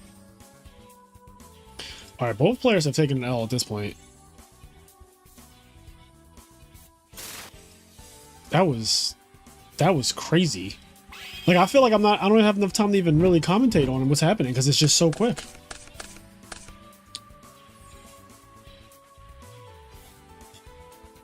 Second locals I got cooked in. F, still learning. I mean, learning is part of the journey, man. You will definitely get better, though, playing in tournaments. I think that is one of the best ways to improve. I would not be the player I am today without playing in a lot of tournaments. I played so many tournaments in my teenage years and in my 20s. Like, we literally went to locals every single week, and that was my life. Like, every week I went to locals. Especially on Sunday. Sometimes I would do Wednesday too, but Sunday, every Sunday for like years, I played locals. And that shit, some of the best memories of my entire life.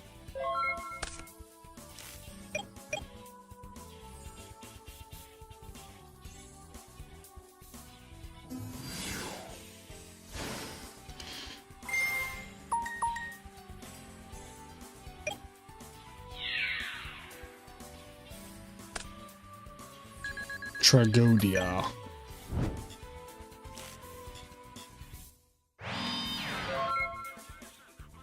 Come on, baby. Fraser's got a Japanese lesson to do on Duolingo after this. So I need y'all to wrap this shit up by 11:30.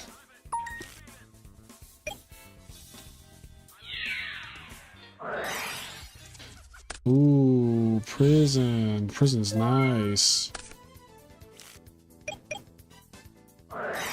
Uh-oh.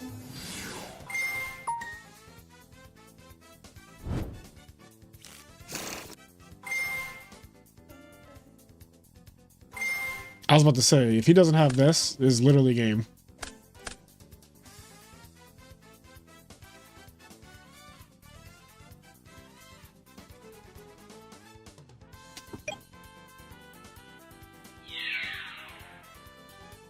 Yeah, my locals are challenging. You're going to get some high-level opponents for sure in these tournaments. That is a fact. Even if you don't necessarily know who they are, I promise you, they're fucking nice with it.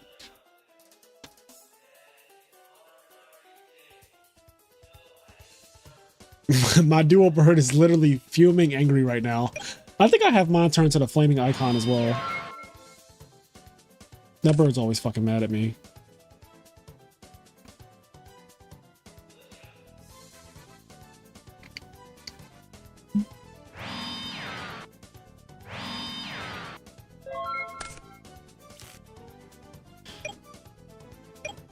It told me that I've unlocked like a bunch of different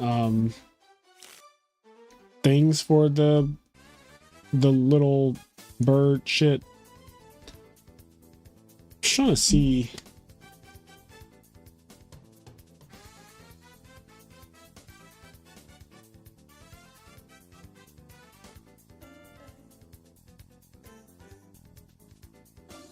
Yeah, I don't see where, but I know there's a way to like you can change the icon. Does Silverman and McCabe play anymore? Well, Silverman literally won a YCS like 3 months ago. Like, actually. Shut up, Enraged. You know what's funny, Enraged? I actually have his deck list. Like, I finally have his deck list that he won the YCS with. I've seen this before. I've seen this exact Caius Christia shit.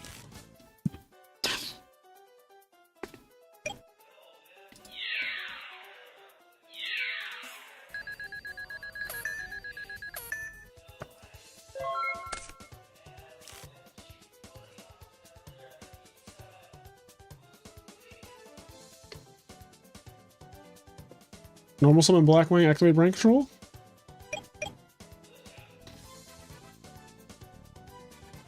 And McCabe doesn't really play anymore, but he said that if they do an Ultimate Time, which is a tournament that is close to Philly, he'll go. So I don't I heard rumors that there's a YCS Richmond coming up again. And if that's true, then he'll most likely go to that since Virginia is very close to where we live.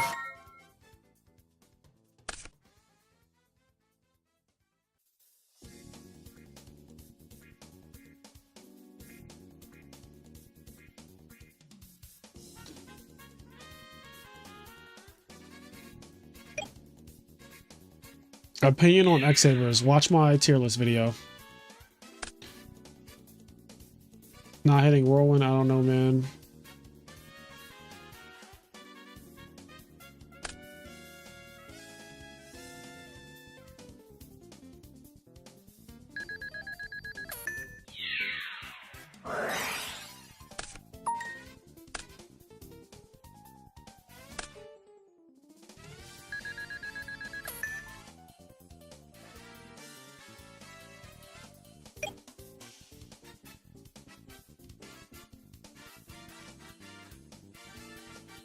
I'll be joining the Time Wizard event at Nats in Austin, assuming they have one. Last major tournament I attended was in 2015.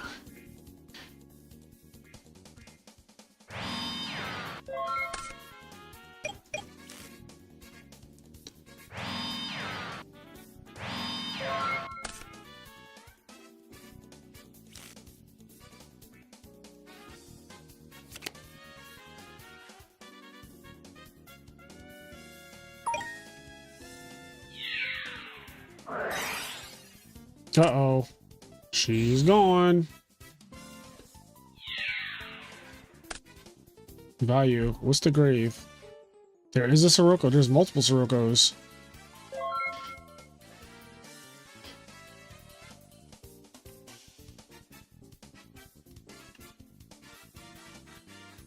I wonder what his hand is. Because he has 4 cards. That's a lot of cards. I wonder what his hand is that he didn't summon another monster.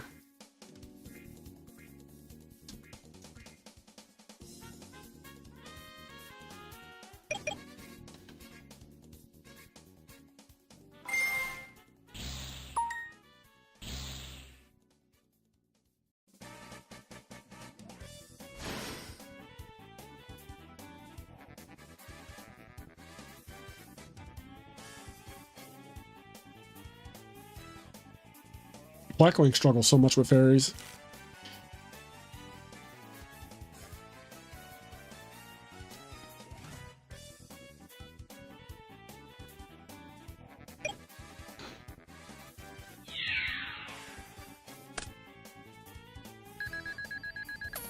Oh, that's right. You can just get Christia back. Oh, that's so dumb. That is so fucking dumb. God, Dialk is insane. I was like, oh man, D-Prison on... Oh, well, that's game. Unless that's Mind Crush. Bro. This shit is not... He hasn't dropped the game yet, has he?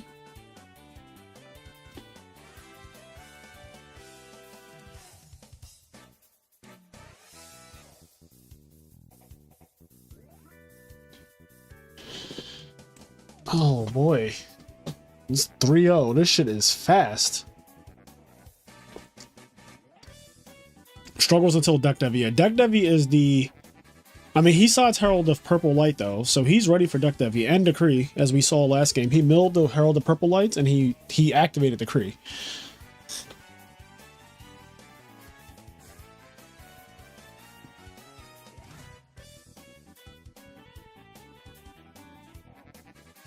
All right, well, Pudding is now 1 game away from winning the entire tournament. What a fucking reversal of worlds. This will be like his 4th win.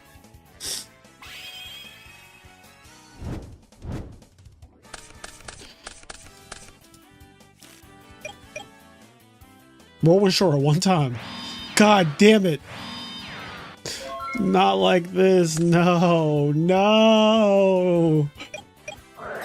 Okay, alright. We got 1 of the broken cards. Jesus. I was about to say, man. Fight back. Fight back, Chai. Fight back.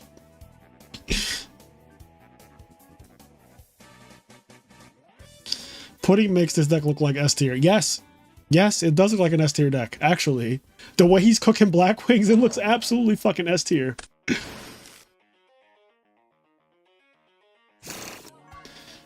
Oh God.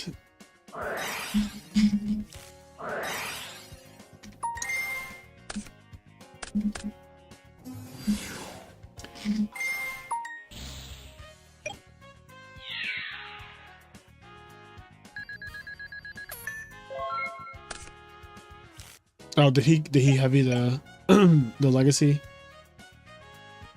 That might have been a little aggressive. Was it just the one? It had to be the one card, right?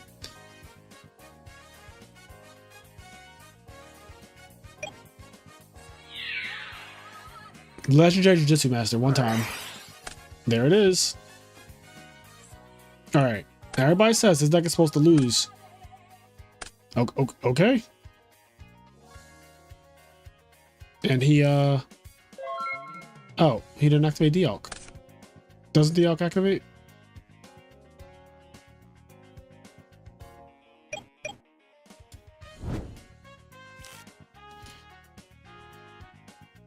Okay, well, Dialk is optional though. So it's up to Chai if he wants to let that go.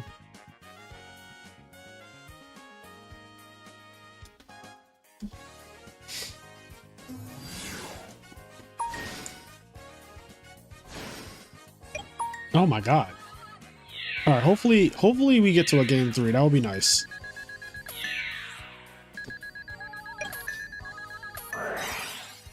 Oh, and a soul release. See, he fighting back. This is what I like to see.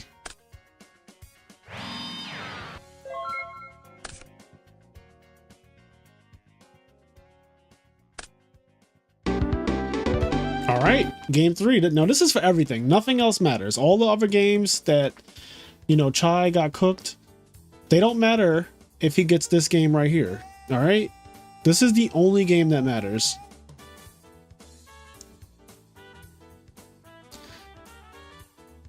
This is the only game that matters right here, right now.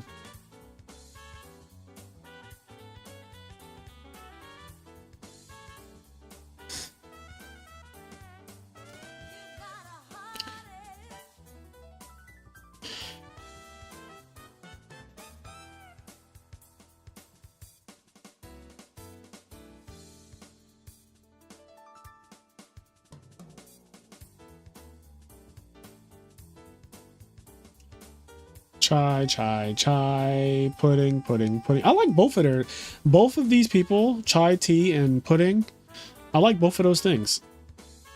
Tea and pudding.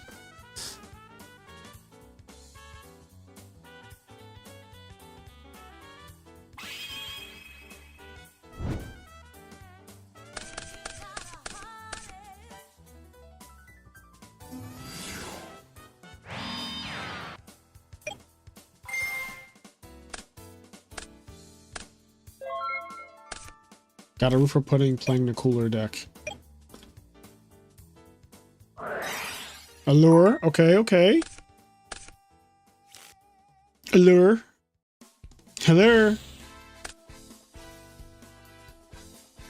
What's the fairy count looking like? 2?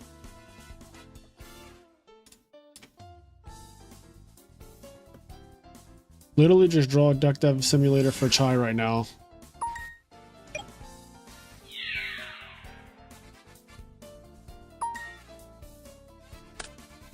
There it is. His fucking honest. Pudding draws honest like it's his day job. All right, he said, I'm not setting any back rows into Lila. Makes sense. Pudding is farming these. Yes. His deck is fucking nice, bro. Why is one honest half your life points? Okay, there we go. There's some fight back.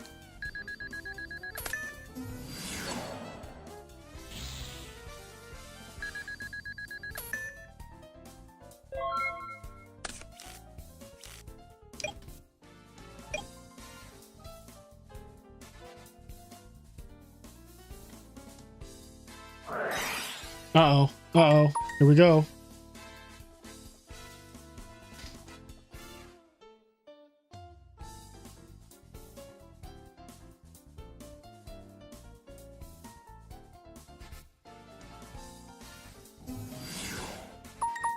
Whirlwind tribute for Sirocco.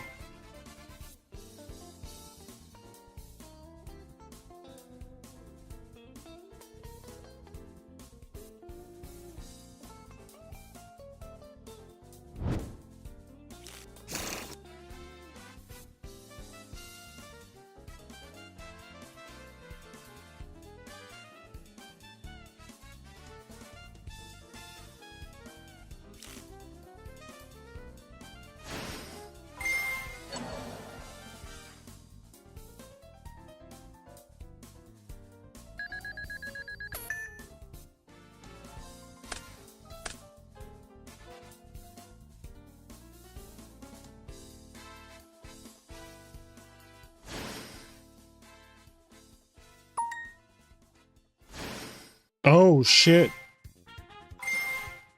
Oh shit. Chai said I need that get back. Chai said I need this win, I need this money. Decree, yep.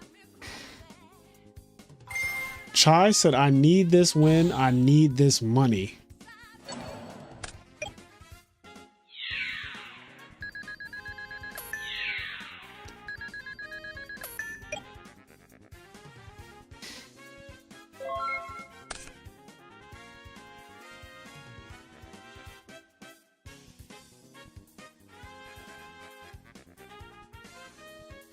Is this it? Who's grabbing the bag? Somebody grab the trophy off the table. Who's grabbing the trophy?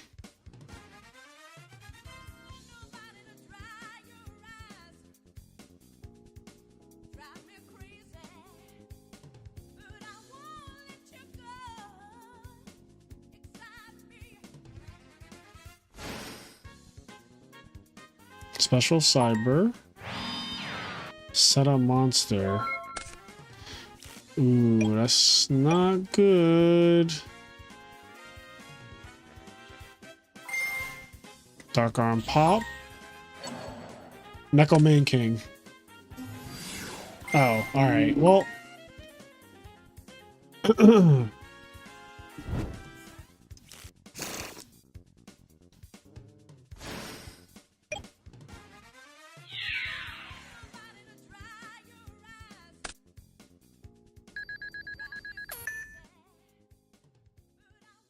What was the face down? Lila. Alright. There we go. That is it. Chai Tea wins.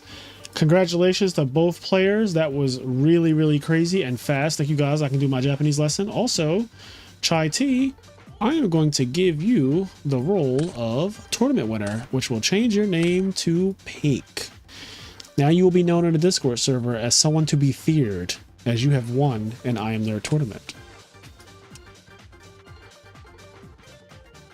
All three losses were to Big Daddy. Yeah, you did. Every time you lost pudding, it was to Dad. That's actually crazy. It always took Dad. Had to get the Whirlwind Dad game in there somewhere.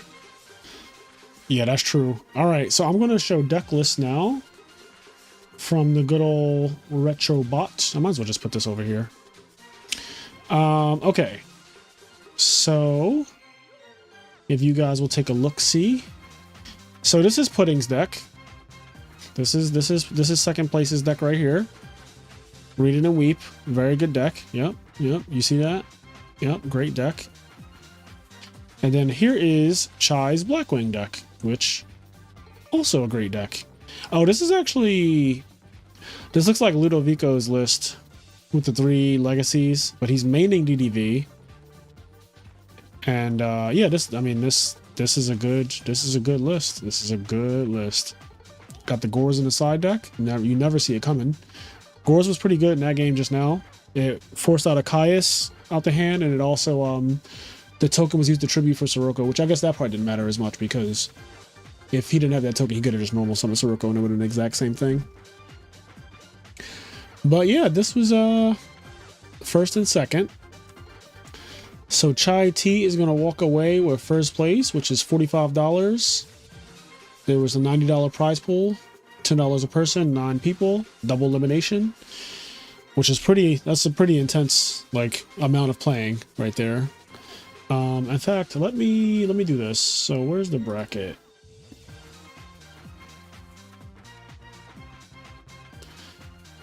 So pudding versus chai, chai versus pudding.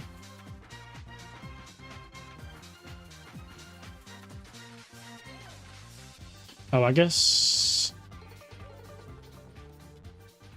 Wait, how is this reading? I don't think this is right.